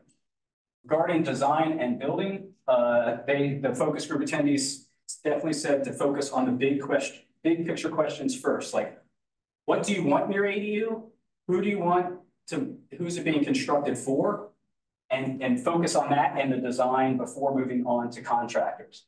One of them said that ideally you would start with an architect before you move on to the contractors. But then this led to a long discussion about cost, right? If these might be best practices for design and building an ADU, especially one that's accessible, especially one that meets all the permitting requirements and get through the rigmarole of the bureaucratic process. But that's going to, by almost definition, lead to really high costs. So, you know, you have to keep that in mind. And, you know, local governments, state governments, best practices. The idea is not to put something out there or require somebody to put all these upfront costs if they're going to be able to construct an ADU. There's also discussion about the current high interest rates encourage ADU owners, those who think about ADUs, to construct them specifically for short-term rentals so they can get that return on investment. Their final thoughts, we went around the room. The meeting was supposed to be an hour. It went an hour and a half. Everybody was happy to stay there for an extra half an hour because we had a really, really good discussion. Getting back to this starting with there was a concern by a couple of the focus group members that jurisdictions force homeowners into the appeal process. All right, so variances, special exceptions, are all these things that do, you know, they start with that no, and that's discouraging to those who might want to develop an ADU. It raises the costs. So they start with no, they force owners into appeal process. It's discouraging. They stress the need for financial incentives for homeowners. They talked positively about amnesty programs, which were addressed during the panel discussion, and which definitely lead to design, non-conforming structures, illegally permitted ADUs, which we're going to look at a little bit later. They talked about the need for central ADU information depositories, the local level, state level. Where can you find information? Having it in one place. They stress the need for those who own ADUs as rental properties. They must meet the same requirements as others. This gets back to that registering ADUs as rental properties, that, you know, those who own, run, manage apartments, rental complexes, you know, they're held to high standards. There's certain requirements, but we need to make sure that those who rent ADUs are held to that same requirement to meet fair housing needs, accessibility needs, affordability needs, all that. And then we left kind of with the idea that the purpose of ADUs, those who live in ADUs, is going to change over time. You might develop an ADU for an aging relative or for another reason. And over the time, you know, that ADU structure, hopefully that ADU structure survives and goes on to the next homeowner or just a later portion of that, the original homeownership's life. And how do jurisdictions deal with that change over time? How do the homeowners deal at that time? That needs to be considered. So I know there's a lot more information in the summary notes I sent you and which are posted on the website, but I want to ask any of the attendees of that focus group meeting on the 5th, any of the task force members, if there's anything I missed or anything else you wanted to bring out. I know there was Mandy, Deborah, Izzy, and Chelsea. I think I got everybody attended that. Is there anything I missed or you wanted to make sure you highlighted? This is Mandy. I was going to simply say some of the people mentioned having issues getting insurance on their accessory dwelling units or how they go about doing that. Is it, you know, part of the principal residence? Is it something separate? And then the policies the insurance companies had and the cost of it. Absolutely, yes. I think I have that in the summary notes. If I don't, I'll go back and look at it. But you're right. There was discussion about the difficulty about insurance products being available and affordable for ADU products or property within ADU. Any other, even if it's not from somebody who attended that focus group meeting, I know I went just through a lot there, the summaries of both the panel discussion and the focus group. I don't know if there are any feedback, thoughts, things I missed from the larger task force. Joe, Joe, what was the, oh, I see a few others too. But just a quick question, then we'll go to the hands that are up. What was the geographic distribution? I'm trying to ensure we continue to have good geographic representation of urban, rural, suburban, in terms of folks that participate in these. Can you offhand give me a sense of that distribution? a good question that I don't have on the tip of my tongue. I know we had a 80 residents. There was a couple that lived in an ADU. They were from Bowie. We had somebody from Baltimore County who was discussing how she's trying to construct one for her daughter. And I think she was looking at Carroll County because it seemed like she was going to might be able to more easily do it in Carroll County. Yeah, somebody worked in the city, I believe. I have to go back and look at that. That's a good question. Yeah, let's just kind of keep that in mind. Let's go with the hands that are up. We can just go in the order that shows on my screen. Amy, then Dan, then Lori. Amy?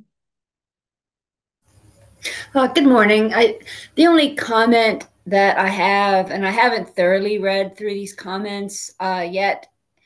However, I just want to, again, be mindful of unintended consequences. I know that there's a need to prioritize these affordable housing options, but just in terms of looking to defer requirements and defer standard operating procedures that exist in most local ordinances that are specific to primary uses and accessory uses.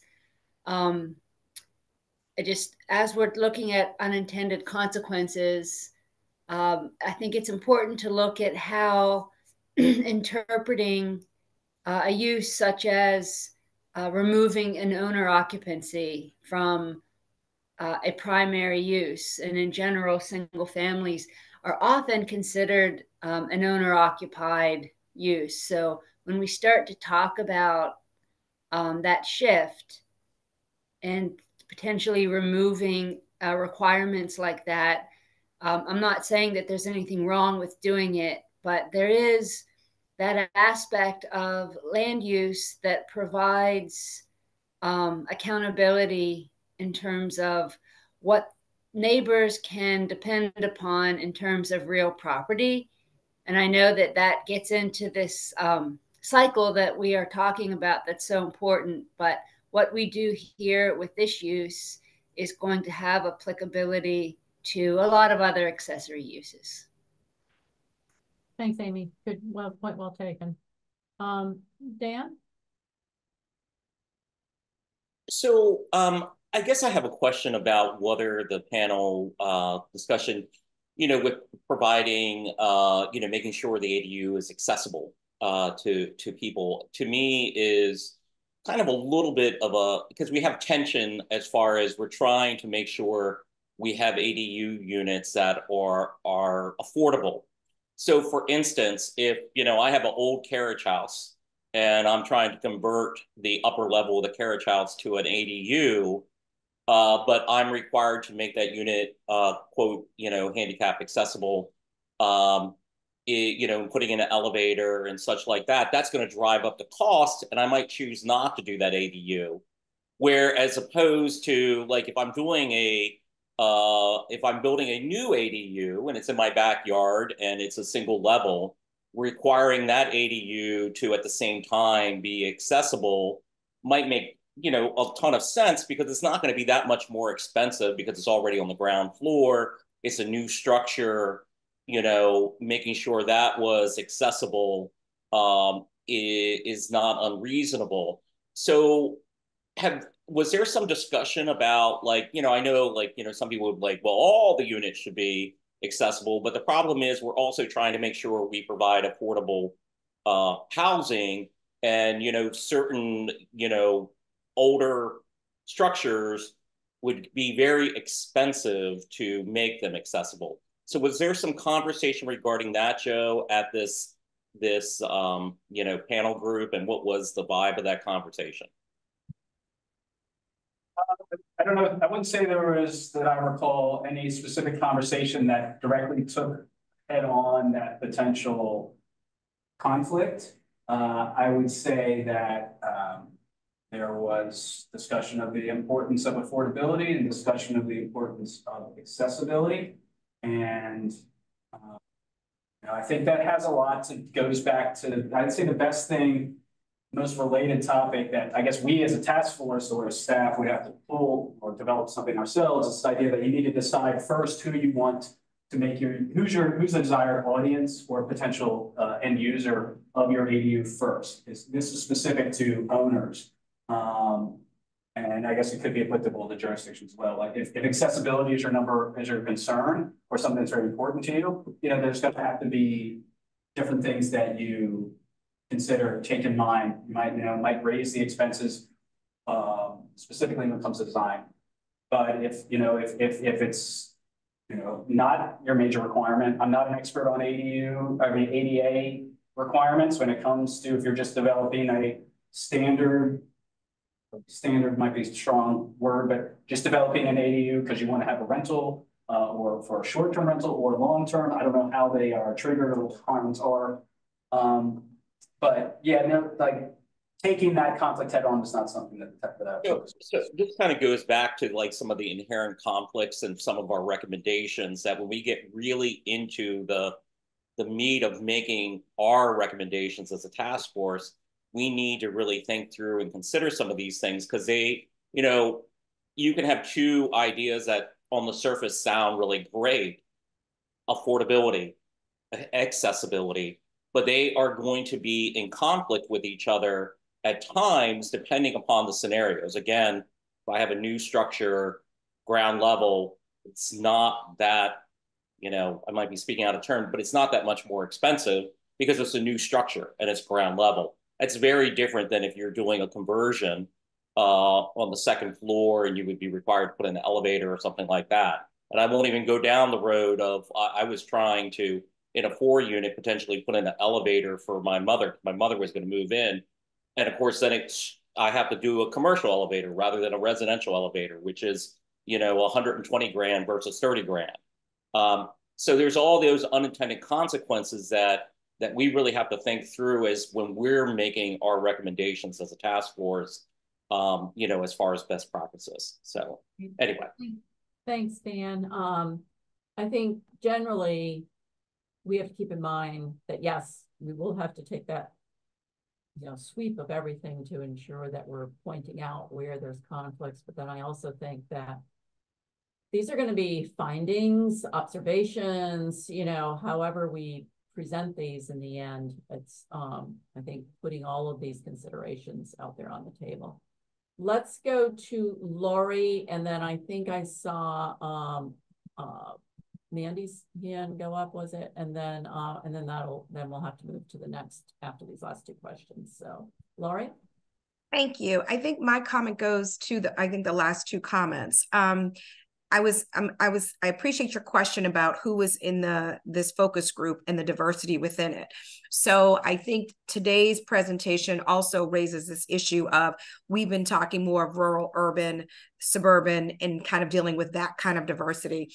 And I think when it goes to the affordability or the accessibility, I think we need to expand on and I'm not saying we're not doing it. I guess this is more of a question. Are we expanding in that diversity when we're talking about, when we're saying residents, are we talking about residents who are tenants, residents who are homeowners who have purchased versus inherited property? Because that kind of wealth is different versus purchasing versus this is the house that I was raised in, and my mother died and now I live in it.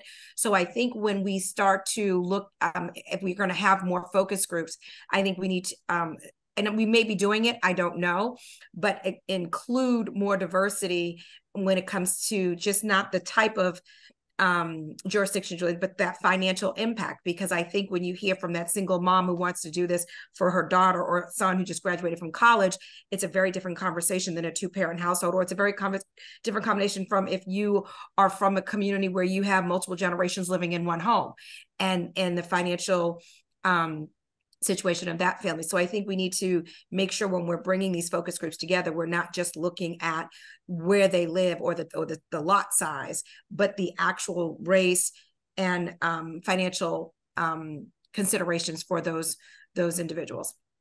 Great, good point, Lori. I think, I don't know if it's going to be feasible, but once we try to document who was included and how we went about our process to the extent possible, I think it would be good to be able to disclose, the representation of from a variety of perspectives. And so we'll try to keep that in mind and think about how we can assure that we've really had a really solidly diverse in all manners input to this process. We'll need all of your help with that because it's just it's hard to hit it all. But let's go to Mandy, our last question, and then we'll get on to the next part of the agenda. Mandy. Mute. Sorry, thank you. I just want to speak to the American with Disability Act and accessibility. I think the task force has to realize that accessibility is not restricted to a person who is in a wheelchair, that the American Disability Act also features other disabilities, for example, hearing impaired and vision impaired. And to be fully accessible, yes, in certain situations are difficult, but there are things residents do in their homes to make them more accessible by not being 100% fully compliant. I know a lot of people who are aging are putting grab bars in their showers and bathrooms to help them, access their, their toilets or bathing facilities without slipping and falling. So I think we can't paint it black and white, but I also think there are things we can do to help residents. And to be honest, it's an advantage to me when I step into the shower to use the grab bar as someone who's younger and who does not have, any impairments. I think of accessibility more as safeguards and helping people. Great. Thank you, Mandy. I really, that thought was occurring to me. I'm glad you articulated that because it does reach a whole wide variety of ways in which we can enrich people's lives, in terms of just making that whole broad spectrum included. Great. Well, we unfortunately, because we just keep having more information that's all useful, and I appreciate everyone weighing in the questions. But we do need to move to our next topic area, which is design and building codes, which is the one we're going to delve into today a little bit deeper. So Joe, what do you have for us on that? Sure. All right. Okay. Well, we will look at some resources, best practices, and then we'll get into some examples like we typically do. Some of the ones that I've looked at and that I encourage others to look at, and we might consider sharing in our final report and resources we develop, are some of these on the screen. I know I've shared AARP, expanding ADU development occupancy, with you all before. Some of the, I can't recommend it enough. They also have an excellent design guide in there.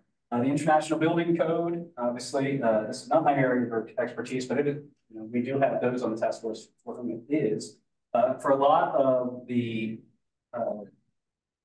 both the Maryland examples and the state examples we'll look at later, and that are in our inventories, this serves as a baseline for design requirements that jurisdictions can lean on as essential component.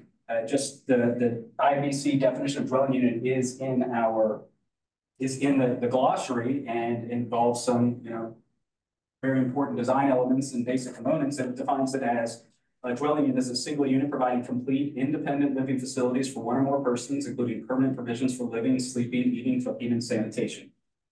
So there's some things that some of these very, very important things to keep in mind at the local and state level. I don't know if anybody's familiar with the Local Housing Solutions website.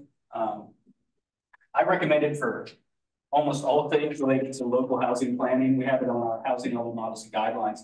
It's an excellent resource. You can get market analyses. It'll essentially do a certain, not super detailed, but it will provide a good baseline market analysis for any jurisdiction using ACS and other data.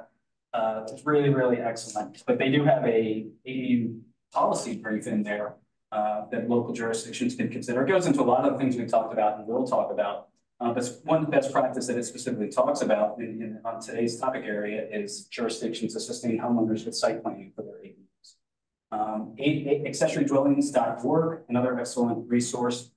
It includes a lengthy section to help homeowners build their own ADU, including guidance and resources on cost estimates, design, permitting, and construction. financing, and it includes some calculators that owners can use, including one that for property tax.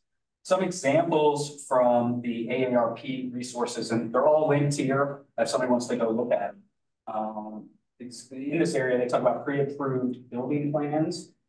This can be an alternative to contracting for design services. Examples are San Jose, Seattle, Los Angeles. We discussed during the 1219 meeting, and it was discussed during the focus group meeting on the 5th, the high cost of design when reviewing. We were specifically talking about the scenario that we showed last time. So having pre-approved building plans might be one best practice to consider. This may not be feasible on all lots, right? Because each lot has its, it's unique. But this could be one way to help get to that yes. Have people not to have to go through the appeals process that was mentioned during the focus group meeting. Other best practices are grants for planning and design services. This could include partnerships with nonprofit organizations. San Mateo as a one-stop shop. This does require a dedicated source of funding, however. And then some other example of one from Seattle. It's a feasibility assessment tool. It's a tool that aggregates public or other data sets into an online platform that homeowners use to evaluate the physical possibility and economic implications of various ADU designs. Obviously, this can be more time or resource intensive to develop, but with the right partnerships, it is not infeasible. Some other best practices to consider. Best practices. All right. So again, pre-approved building plans. As mentioned, it'll help streamline, but it may not work on every lot. Grants, they're obviously beneficial. Where does the funding and resources come from? Nonprofit partnerships. I already mentioned the feasibility and assessment tools. One example is potentially home repair loans being eligible for ADU conversions. They might be typically used for something else, but if you allow that flexibility, it can be used for ADU construction as well. Don't forget about accessibility and energy efficiency in your design. And as mentioned during the focus group meeting, and in my summary, it's that ADUs may be uniquely situated to support these objectives. Amnesty programs, these were discussed both during the panel discussion and during the focus group. And said they typically establish a registration or permitting process for legal ADUs owners to get right with a jurisdiction. Participating owners agree to fix some or all the building code violations in exchange for explicit permission to continue renting the ADU or continue using the ADU. Many communities create amnesty programs while they're creating new ADU regulations.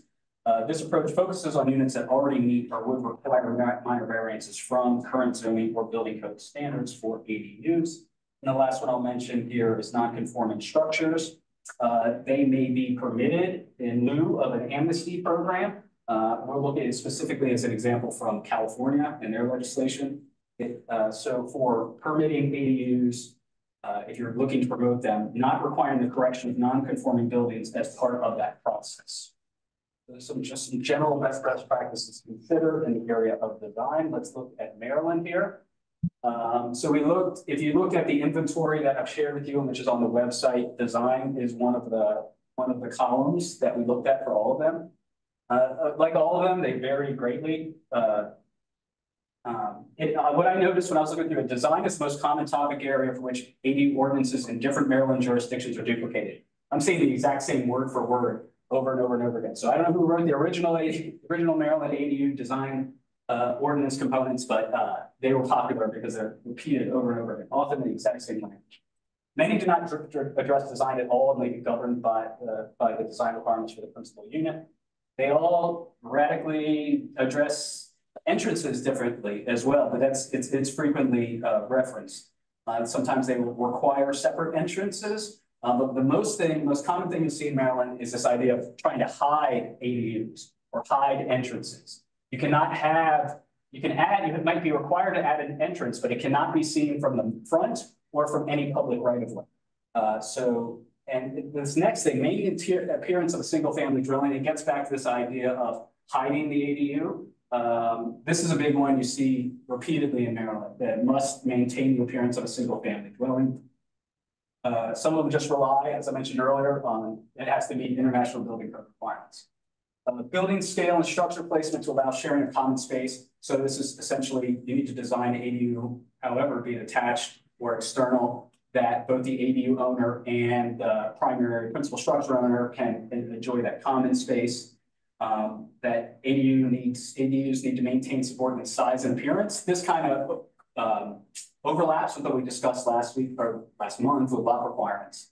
And then a lot of them have compatible or comparable building materials. Some of these are required from a ministerial perspective, and some of these are required during a special exception process.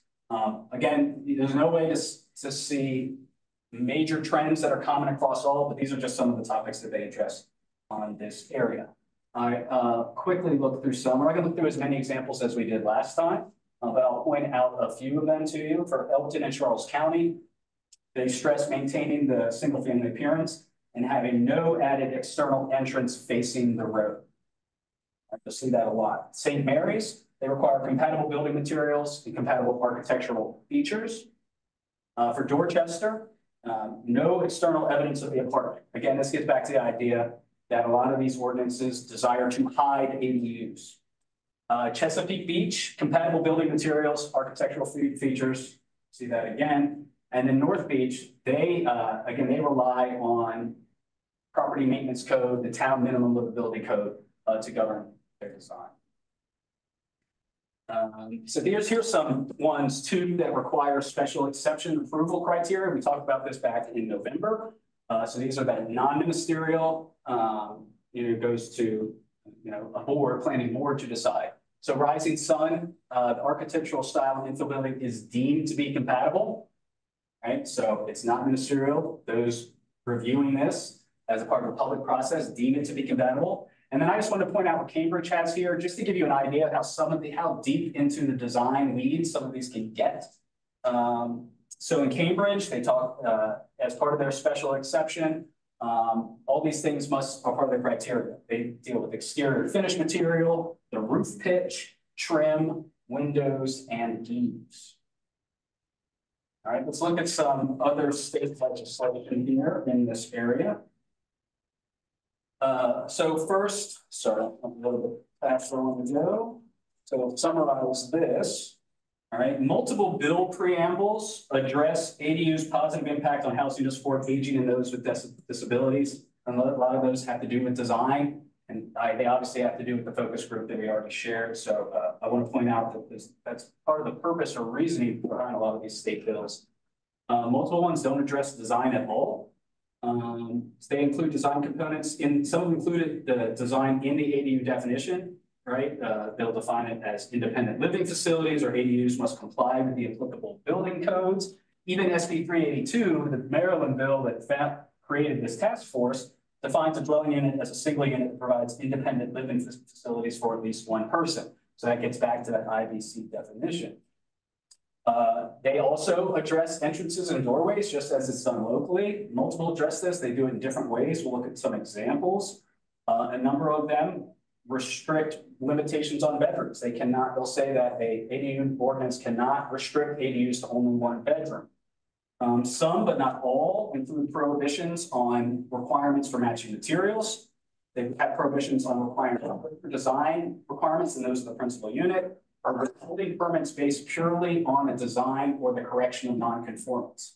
A number of the state legislations have that. And then finally, I think the covenant overrides is very interesting here. A couple state bills prohibit strict design requirements, like the ones that are listed above here, but those same ones do not override local covenants, which also have their own design guidelines. The design guidelines. So that may limit the impact of that state legislation requirement to those areas that have design components in their covenants, or could potentially inspire communities to develop design components of their covenants to govern ADUs. Okay, so let's look at some examples here. First, we're going to look at New Hampshire. This is a lower degree design requirement. So an interior door shall be provided between the principal dwelling unit and the accessory dwelling unit, but a municipality shall not require that it remain unlocked. I think this is very interesting. I don't know if I know exactly what that's saying, but I just thought it'd be interesting to point that out. So sometimes I can really get into the weeds about entrances and doors. For the next one, it enables jurisdictions to establish design standards, all right, for ADUs to maintain the aesthetic continuity and appearance of a single family dwelling unit. So this one specifically says that you can, your local zoning ordinance can have that as a purpose, as a reason. Others you'll see do not. And this one also says that a municipality cannot limit an ADU to 1 bedroom. All right, let's look at Connecticut here. It defines ADUs as complying with the building or other safety codes, as we've seen elsewhere. It prohibits design standards that are stricter than the principal dwelling. We saw that as a best practice. And it also prohibits requiring a passageway between an ADU and a principal dwelling and an exterior door for ADU except as required by the building code.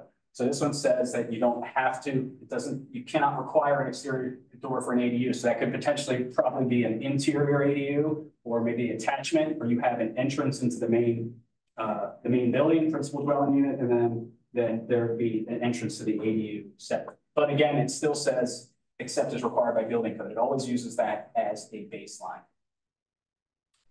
All right, some moderate degree requirements here. This is Rhode Island. We haven't looked at Rhode Island yet. I think they have a very interesting flag. I thought I'd point that out there. This one is actually not in effect yet. It was passed by the House and it's been referred to the Senate. I don't know exactly how Rhode Island's session works, but that's its status yet. We can still look at some of the details here. The first one is not wholly a design unit or design requirement, but I wanted to point it out that we've lightly touched on the fact, like having ADUs as part of new construction or ADUs as part of existing communities, already developed with a principal dwelling units. This Rhode Island specifically says that ADUs cannot restrict, or local ordinances cannot restrict ADUs to only pre-existing dwellings. And also jurisdictions cannot limit bedroom number, impose overly restricted floor area requirements, or revoke ADU permit upon the transfer of title for occupiers. All right, continuing with some other ones here in the moderate area, Montana prohibits local design matching requirements. Right, so they specifically say, you see how that distinct, it's a little different from what we saw in New Hampshire, where it said local ordinances could. That didn't say specifically about these matching materials, but it could say for continuity compatibility. This specifically says that you cannot require that. And then Arizona, this one's failed. It may come back, but I still wanted to point out some of the language in it. If it had passed, it would have prohibited withholding permits based on design requirements. Right? So it specifically said you can have design requirements for ADUs, but you cannot withhold that permitting based solely on those. All right, and then finally, higher degree. You often see California in this one here, in the higher degree category. It does permit locally established objective design standards, right? Because we saw earlier, we were looking at specs versus by right. The California specifically said you cannot have special exception approval of ADUs. It has to be ministerial, but it does say they can impose objective design standards. But this one I really wanted to point out for how it addresses non-conforming structures. It prohibits requiring and or denying an ADU permit on failure to correct a non-conforming structure on the property. That could be the ADU or a structure you're converting into an ADU, or it could be, a jurisdiction could come in there and you're trying to get an ADU permitted. They find something else non-conforming and say, you need to fix that first before we will permit this ADU, which could add a lot of cost, expenses to the homeowner, delay the time. Again, we've talked about processes and barriers. And I just, as an example here, California says that cannot be a barrier. As I've been showing these each time as well, I go back and look at the public comments. This is as of last week, 111. I try to pull out ones that are specific to the topic of the day. One is addressing Charles County's, that their work group in affordable housing is addressing design flexibility, specifically to ADUs.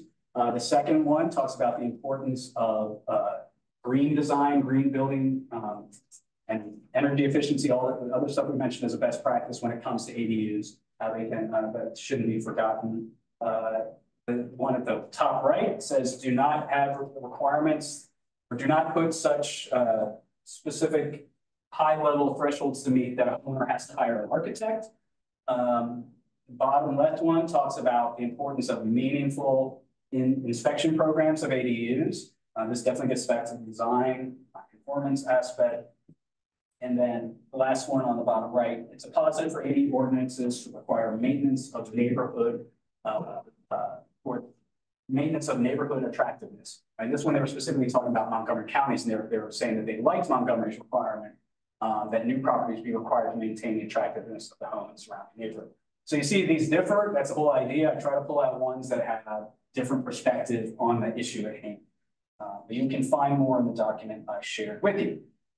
So I know we have public comment at 12. I think we're doing pretty good on time here. We can talk about some of these before public comment and then again at the end at 12:15. But these are the same questions we've asked for the last two meetings. I just substituted, zoning use and allowances and lot requirements for ADU design and building codes. So Secretary Flora, would you like to take over? You're muted, Secretary Flora. Okay, thanks. Thanks for all that information. I'm sure everyone like me is sort of trying to process and digest it all. But let's, we will move to public comment at noon, but let's take at least the next few minutes to see if there's any immediate questions or clarifying points from anything that you just saw, and or anybody that might have any thoughts or response to any of these discussion questions. Anyone want to go first? We have David. Thanks, Madam Chair. I think it's a great job, Joe, that you and the staff have done, but I'm beginning to get increasingly concerned about the problem of covenants, actually. And of all the obstacles that we've uncovered and discussed related to ADUs, I'm most concerned really about covenants. I have been doing subdivisions and communities for 48 years now, and I really can't remember anyone that I ever did that didn't have covenants associated with it. Usually that says you can't have pigs in the backyard and has certain design elements, but usually says you can only use it for one single family property. Madam Chair, in the area of additional research, I wonder if we could ask the department's counsel to look into this a little bit, see how prevalent density restrictions are in typical residential covenants, and see if there's a way that the legislature can sort of finesse that with a development that says you can only have a single family house on the lot, if there's something that we can do to permit the ADUs. Great, thanks, David, for that question, or that kind of pointing that out in terms of research. I want to clarify what you're asking, because obviously the zoning, as you well know, has its own requirements, restrictive, usually density, use, height. But in terms of the covenants that go with the title of the land, I want to be very clear what you're asking in terms of covenants that go with the title to the property, because that's a very different type of legal requirement. I want to make sure we're talking about that versus potentially design guidelines that go with community type developments. Well, Madam Chair, it's exactly what I'm talking about. We've been focusing, you can call it what you want, but really it's on zoning requirements and various other regulatory requirements. But now I'm beginning to, I think that we can sort of handle that. We're going to make certain recommendations and establish best practices.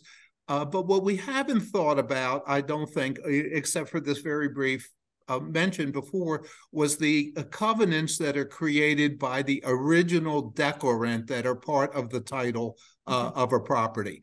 And my experience, which is limited, I guess, to residential subdivisions, is almost always when you create a residential subdivision, you say that you can only use it for a single family house and you have to have so much brick and it has to be so many square feet and all those sorts of things. I once had a case before the what was then the Court of Appeals, now the Supreme Court of Maryland, at Druid Ridge Cemetery. In 1898, Druid Ridge had a covenant that says this is a cemetery. You can't build a house on your cemetery plot. You can't fix your car there. And over 100 years later, the cemetery decided to sell a part of its property for single-family houses. And what's now the Supreme Court of Maryland said you can't do that. Okay, should have thought about that in 1898. And so I'm wondering if there is, I suspect that covenants against more than one living unit on a lot are going to be an issue. And I'm wondering if there's some finesse that we can do in our recommendation to help address that. Okay, I wanted to make sure we were talking about the same thing, so we got you. We'll take a look at that and talk to Adam, our counsel, on that one. Dan, you have your hand up? I think that came up a little bit at our last meeting, mentioning that in relation to HOAs, because, you know, from a zoning standpoint, whatever the governmental authority does, if those HOA covenants, or as you said, deeded restrictions, limit the ability, regardless of zoning, to have an ADU, then we're only doing so much good. And I would argue to a certain point, some of these HOA and deeded restrictions are kind of circumventing zoning. So if the intent of the municipality or the county is to allow ADUs under certain circumstances, I think it would be appropriate for the Maryland General Assembly to, you know, kind of target those kind of restrictions and basically, you know, remove them by law. So, I mean, I think that's certainly a discussion that we need to have along the way, because, you know, we can make recommendations regarding zoning, but if more than half the properties out there also are covered by HOAs or deeded restrictions that would not allow ADUs, we're really not accomplishing that much. Well, Dan, I completely agree with you, obviously. But I think, you know, we're all zoning geeks. So I think we've been focusing on zoning and haven't thought about this other obstacle. And I think that we ought to give that a little attention, is what I'm saying. Yeah, I'm hearing you. I think, yeah, there's two sides to using CCRs. I mean, because, you know, it can really work against a owner too if they become too restrictive. But it's definitely a worthy point that we can delve into a little bit and see what we come up with. We probably have time for one more question from the panelists before we move to public comment. Is there anyone else has a comment or question or response specific to these questions here?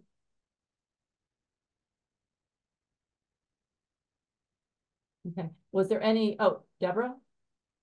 Well, are we going to have time at the end to share our final thoughts? Yes, also? Yes, we'll make sure we do a closing round again. Okay, I can save mine for that. Okay, thanks, Deborah. Okay, well, hearing none and being almost noon, I think we are going to move to public comment. Joe, being that we're fully virtual, what is the, how are we going to approach the public comment for this one? So yeah, I talked with John about this. So if a member of the public, I have done in the past, but a member of the public, since we're all virtual, would like to talk, please raise your hand. We can get you to talk. So I can see any hands raised? Not seeing any. Oh, there's one. We got it. Okay, John, it is Andy Leon Harney. You can, Andy, you might be able to speak. It looks like you're able to, Andy, go ahead. I think in all the discussion of density, no one is addressing a very real problem, and that is stormwater management on very dense lots, and how that is being taken into consideration. And should there be a size limitation for a freestanding ADU on a lot that is under X amount of square feet? Thank you, Andy. I think I've seen that in some of the public comments. I don't know if it's been from you or someone else, but I think it's absolutely a consideration that upon review of any of these, they would have to look at that local context, the stormwater issue, as with any adding any additional impervious surface. And so appreciate your comment on that. Anyone else from the public that would like to make a comment to the group here, particularly if it relates to today's discussion? Yeah, please raise your hand if you'd like to comment. I just saw one go up and then it immediately went off, so maybe that was an accident. So please raise your hand if you'd like to speak. Henry Munoz. Seeing, we'll go to Henry and then Joan. Henry, you have those, Joe? Because John. Yeah, I see Henry and then Joan, but Henry is unmuted, so go ahead, Henry. Hi.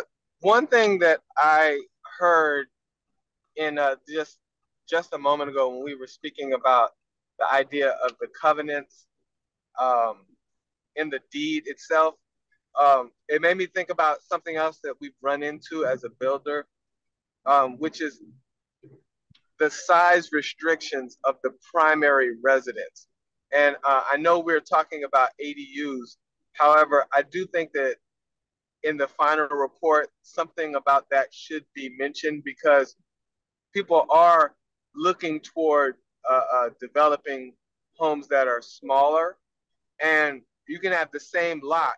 If you have a smaller primary home, it gives you the opportunity to still do an ADU or even multiple ADUs for your family or additional income potential or whatever the case.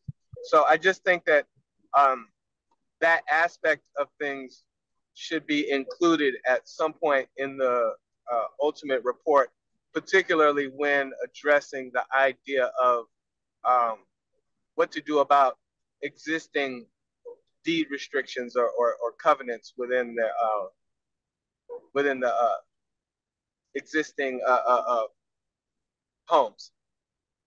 So that was the idea. Great. Thank you, Henry. Thanks for weighing in. We have Joan Arnold next. Can you hear me? Yes. Okay. I actually was involved in a task force in New York State on ADUs, and we had written a legislation. It was posed to be, it was in draft form, and it was leaked, and it just caused havoc. So I really commend you for having this task force. One of my issues in New York, and I'll bring it now to Maryland, is on infrastructure and the notion of septic and sewers. That's kind of got to be hand in hand with stormwater runoff, those issues. Do you have adequate septic capacity for these units? There are ways of doing that, so I don't want to have that as a dispeller or a negative, but that has to be considered. Yes, thank you, Joan. And that is certainly has come up in some of our previous conversations as part of the infrastructure requirements of adding additional people, essentially, to a particular area. So it would have to be part of the administrative review in any event, but it has come up and has been documented, and thank you. And so unfortunate that New York didn't move forward with your recommendations. Any other hands up from the public? Let's raise your hand. Don't see any. Oh, I got a new one. We have another one here that just came up. Andrej, I'm not sure if I'm pronouncing your name right. Andre Marciniak, can you hear me? Yes, Andre. So this is Andre Marciniak from Village of Port Tobacco, president of the commissioners. When you guys put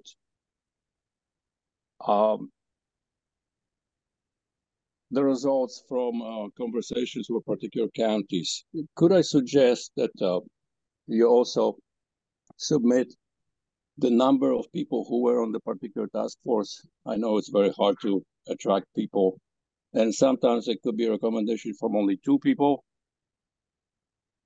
versus a larger panel. Could that be reflected in what you are presenting? Thank you. Great, thank you, Andre. And I think to your point, the task force is an officially legislatively designated group. Joe, how many of us are there? 15, 14? Yeah, there's 15, and then we added 2. It was 15 in the original statute. It says ex officio, and so that is the official group that is going to be putting their name to whatever set of whatever report we end up with. It may not even be all just recommendations. It may be observations. It may be, you know, just a compilation of what we've learned. So the form of that will be following what was requested legislatively, and it will be from that entire group that was created in that manner plus identifying any of the, numbers of participants from these public comment areas, and then from the focus groups and things like that. So we'll be sure to document participation in our final outcomes. Let's also go to Austin Broderick.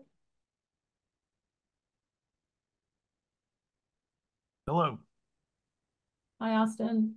Hey, just wanted to ask from kind of the GIS research side, if there's any idea of anything that would need to be identified or taken into account from the county level. And one idea that comes to mind is identifying lots that already have existing or accessory structures like garages or sheds. And just wanted to kind of put that idea out there. Great. Thanks, Austin.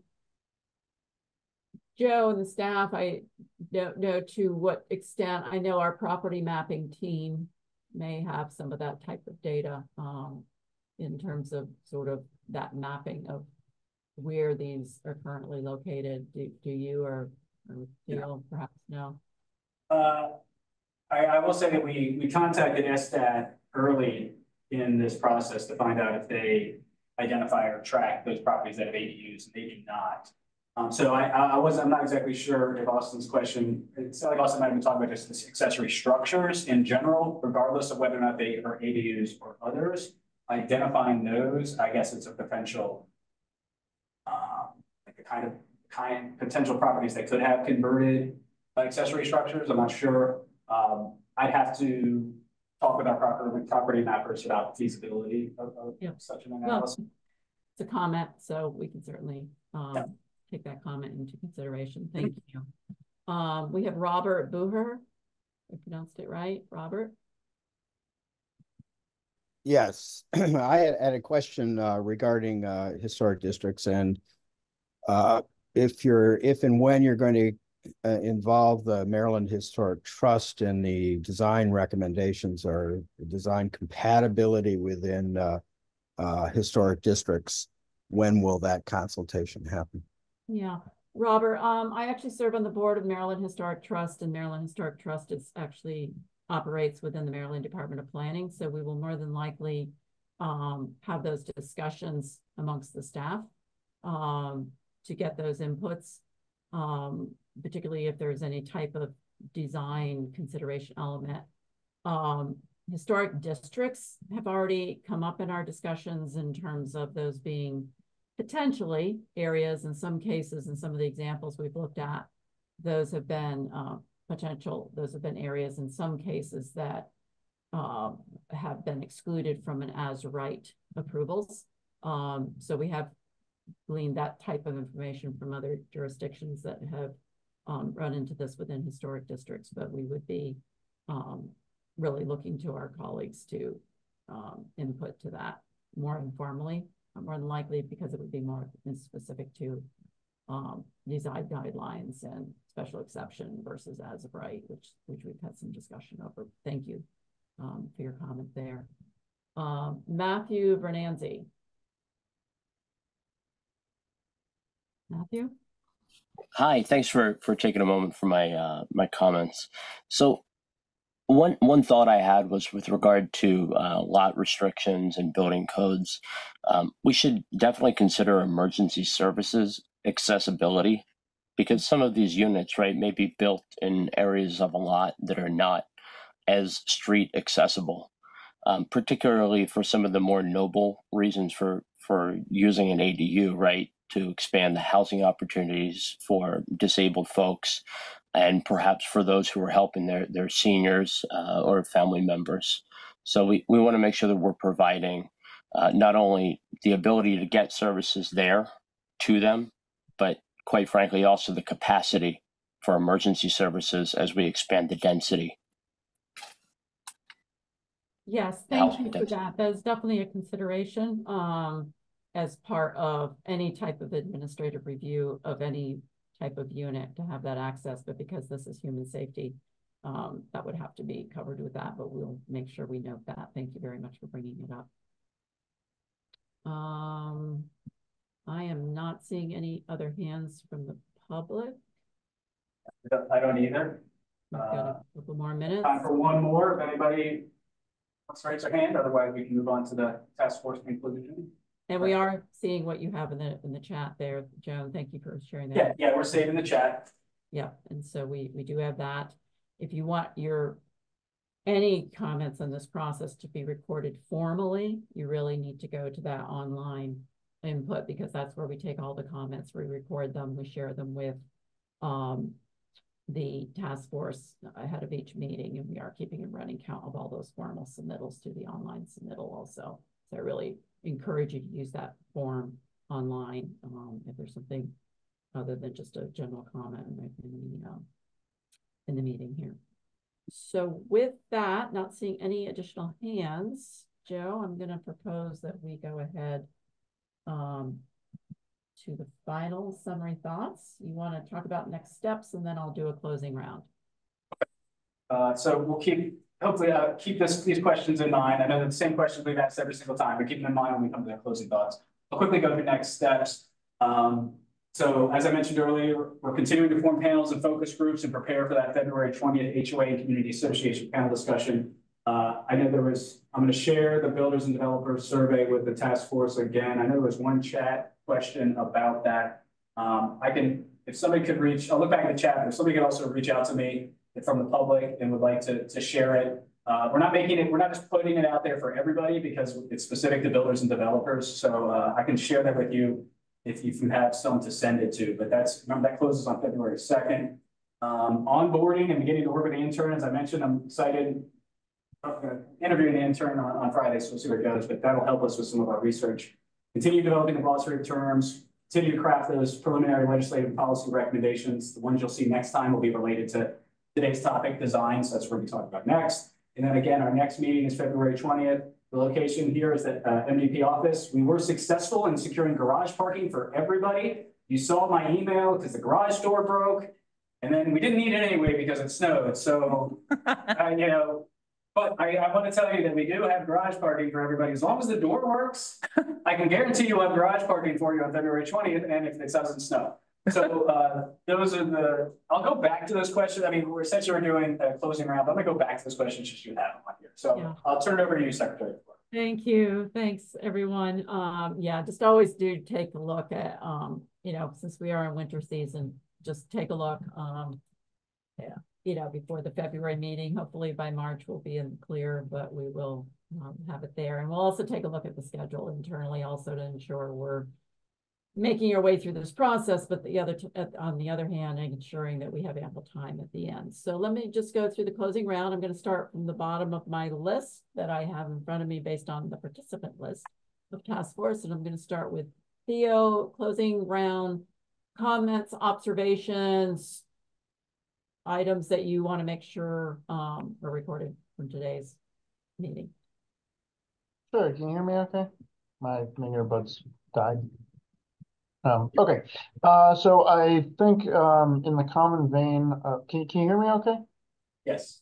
Okay, sorry. So anyway, in the common vein of what we've been talking about for many of these other recommendations, I think really sticking with ensuring that ADUs are not treated more restrictively than that which is what is required on a primary, or in the case of Councilman Hoff's point, an accessory unit or accessory structure.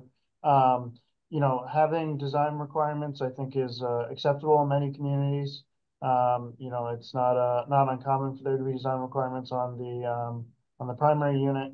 However, something as restrictive as Cambridge and that prescriptive, I think is just going to lead to people being turned away from undergoing any sort of ADU construction or conversion. So really striking that balance between allowing jurisdictions to impose design requirements, but not being overly prescriptive to the point of reducing uptake of ADUs. Thank you. Great, thanks, Theo. Let me go to Quinn next. Good afternoon. First, I just wanted to thank Lisa for her presentation today. I thought it was very informative, and a lot of the information that was provided was very helpful. I think one thing was mentioned during her presentation, and that was about covenants, primarily those that are geared toward affecting race and religion. I will say that Maryland does have a provision in the HOA Act that kind of pushes towards removal of those restrictive covenants that otherwise affect race and religion and national origin. Typically, those amendments to those documents are done by owner vote, but in this instance, for covenants that are seen as restrictive and on the basis of race, etc., they can be removed without the vote. So that's one positive outcome that's already out there. The other comment would be, I think we should consider the balance of power, right? Particularly with respect to community associations. And there was a couple comments about, again, restrictive covenants as well. And I think there's two sides to every coin.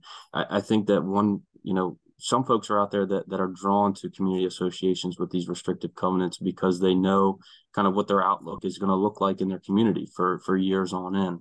And they're buying in a community with the expectation that they don't think that their neighbor is going to be allowed to put in an accessory dwelling unit. So I think there's two sides of the coin, and at least from my perspective, I think we need to be hesitant to suggest that the legislature can be almost overreaching to a point to kind of usurp some of the power that would otherwise be vested in these board of directors for the associations to promulgate, we call them ARC guidelines, architectural review guidelines, that would have these guidelines in place for these ADUs. So just something to consider as we move forward.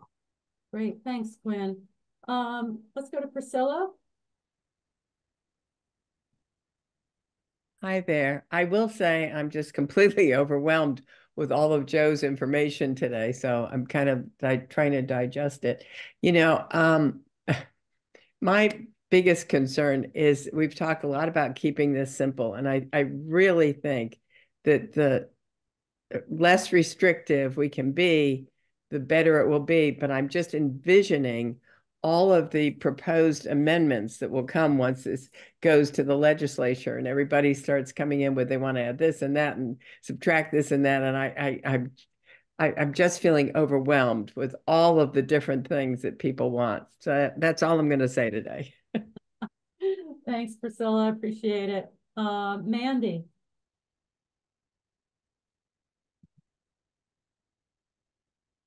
I just wanted to thank the panel today for running such a smooth virtual meeting. It was great. And then also thank the panelists again from our focus group and the panelists today. It was really informative.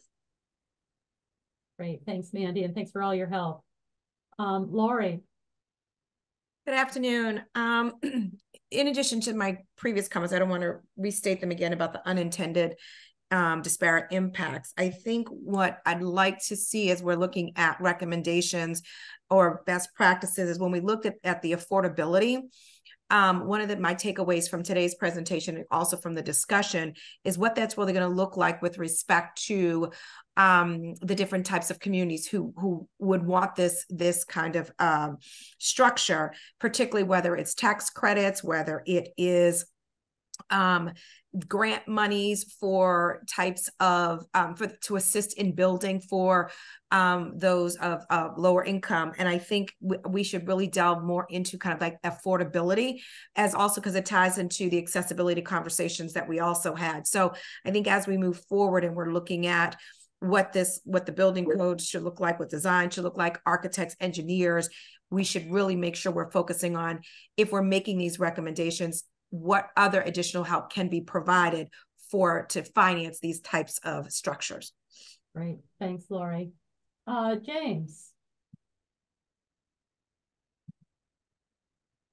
Sorry about that. I don't really have any comments. I think what they presented today works out well. So I don't have any comments. I look forward to next month. Thanks, James. Amy. I don't think I have anything further to add other than noting that relative to the building survey that Joe's trying to get some more input on that survey. I did send out to Eastern Shore contacts, but I will follow up and ask that our Mako Planners affiliate send out to all planning directors and ask them to send that survey out in a targeted manner so that hopefully you can get some more and some useful input for that survey. If you want to let me know what kind of deadline you'd like, I'll craft an email and I'll put that together. And otherwise, I just want to thank everyone for all of this hard work. And I know I need to spend time as we're compiling this information, kind of reading some of the older materials and comparing it with where we are, where we've been and where we are. And just the remaining concerns that I have, I know others have, just in terms of interweaving all of the various component parts like public safety, like homeowners associations, like real property, and those unintended consequences of what we're doing here to correct a long-standing problem and to address a real need, but what that might mean in terms of other land uses. So that's all. Thank you. Thanks, Amy. Councilman Ha. So I just want to say, I think one of the things, at least my understanding, one of the things driving desire for the Maryland General Assembly to look at ADUs is the issue of affordable housing. So I think as we kind of work through this process, when we look at the design and building codes and when we kind of put everything together, we really need to remember the affordable part of that process. Like, I do feel like from an acceptance standpoint, like the accessory dwelling unit needs to kind of be respectful to the primary dwelling as far as design wise and all that. I think that's important. I think that's, I understand the desire for, sprinklers and for accessibility components. But again, the main driver here is affordability. So when we're considering these things, we need to give consideration to that. Because if, for instance, if the primary dwelling does not have sprinklers, requiring sprinklers in the ADU is going to significantly drive up costs. If I'm building a new ADU and it's ground level, making it more accessible is probably not, cost burdening. But if I'm on the second floor with my ADU and you're going to require certain things from an accessibility standpoint, that could really drive up the cost. And at the end of the day, the main driver here is being able to provide more affordable housing. So we really need to keep that in mind as we make our recommendations and wrap everything back together, because the affordability is a critical component here. Because at the end of the day, we need to be able to provide more housing for people. That's the main driver here. Thank you. Thanks so much. Deborah. Yeah, I have a couple of thoughts. I think maybe just to piggyback on what Dan was saying is not just affordable housing, but I think we also have to, and that's part of this discussion, pay attention to responsible housing and making sure that we are responsibly following building practices. I think there's not that much to say about building code. It is what it is, and we have to follow it if you're going to be building on your site. I don't think there are any jurisdictions that won't require you to follow building code. So maybe there's something to say about it or not as a recommendation. But as one commenter said, maybe there is a note to add about the IECC as it continues to expand in its recommendations or requirements of building code. That's the energy conservation. So just to be sure that there is also that level of sustainability in the construction. As a kind of side note, two other notes. One is materiality. I think I would just really either strongly recommend or consider that we really talk about this concept of giving material recommendations or not. And I would suggest that we should almost put in a disclaimer that this should not be one of the requirements. In thinking that through, as was mentioned earlier, if some housing, I think David suggested this earlier, if some housing communities say the houses have to have brick fronts and, siding on the back, if you put a brick front on an ADU, masons aren't even going to come out and build that for you. You couldn't afford that. So there's an affordability aspect to it. Beyond that, I think material practices are moving quickly, and we can start to see better materials coming into play in the future than have been used in the past. So I would really hate to be restricted because we have that as a requirement. And then my final thought is additional research to address this topic is on tiny houses. So building code does have certain regulations in place now for tiny houses, but they do not have regulations in place for tiny houses on wheels. That's a subset that has fallen through all cracks. Nobody really knows where to put them, but they're hugely popular. And I think they're a huge part of ADU discussions, probably mostly under the radar. So I don't know if that's something we want to address or if we want to bring up as a topic, but it's a reality. Thanks, Deborah. I was just at a homeless presentation this weekend, and that's been the solution to deal with homelessness. So it is popping up a lot. Thank you.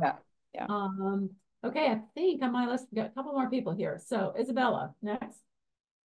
Yeah, we're in alignment with DHCD and looking for any kind of recommendations coming out of this that will increase accessibility and affordability of ADUs with respect to older Marylanders. Great, thank you. David. Oops, you're muted, David.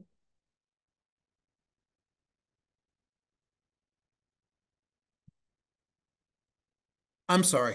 Okay. I'd like to take a little higher level of view.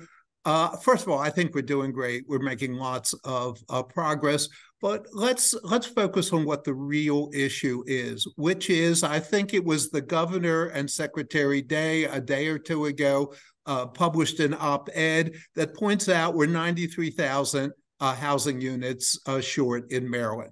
That's the issue. Homelessness is spiraling. The Baltimore County is a good example.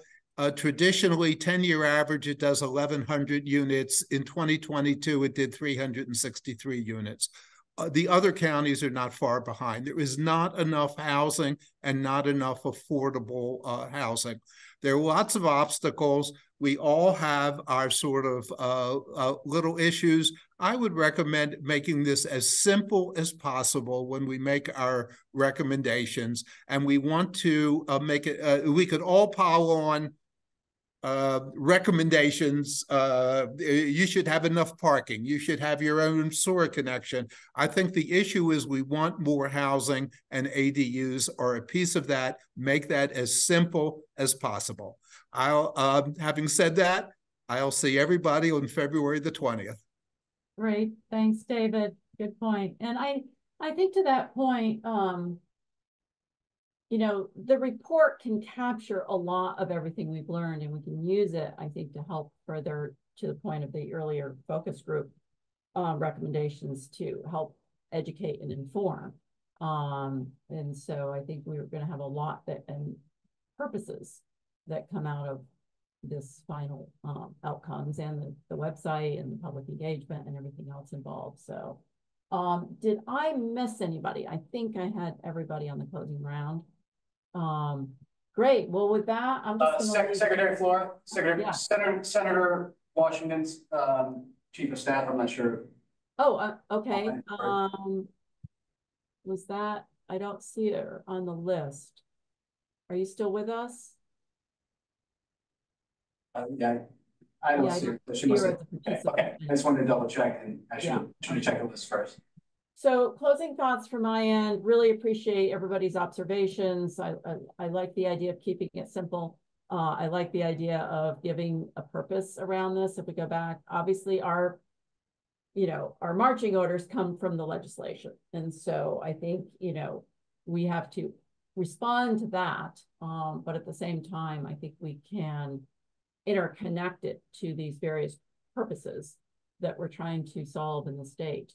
And so I think it's all going to come down to nuancing and how do we really put together this final report. So one thing, Joe, I want to make sure we maybe do for our February meeting, since, you know, February, March, April, May, I mean, it's not going to be that far off, is to really start thinking about framing the report and give people a sense of that big picture. I always like to think of, you know, what's the end point? You know, you start at the end and think about where you're going and what that is going to start looking like, and our remaining intention, kind of bringing up that overview again, and kind of walking through what's coming yet, so we can kind of start seeing that path we're on towards the submittal of the report. So I'll work with the staff team to really think about ensuring that everyone at our next meeting sort of has that picture of where we're headed, what's going to be happening and unfolding, thinking about how will that report get framed so that it's most useful,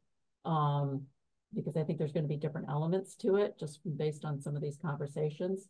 At the same time, keep the process going, keep all of the pieces moving into it. So a lot to consider. But with that, again, I just want to thank everyone. I'm glad the virtual worked out.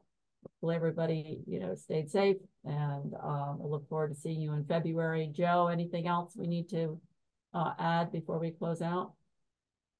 No, just always open for feedback on the documents I sent you. Again, there's more information in those than was presented here, just because we can't present everything here. It take all day. So if anybody has any feedback on some of the language in those recommendations or any of the information, even if it has to do with today's topic, let me know. Yeah, and with that, I think we all have a responsibility, myself included. There's so much information to really start, you know, making sure we're reading through it all and start pulling it together. So, so with that, I am going to close this out. Thank you, everyone. See you in February, if not before. Take care. Be safe. Bye-bye. Thank you all very much. See you all. Have a good day.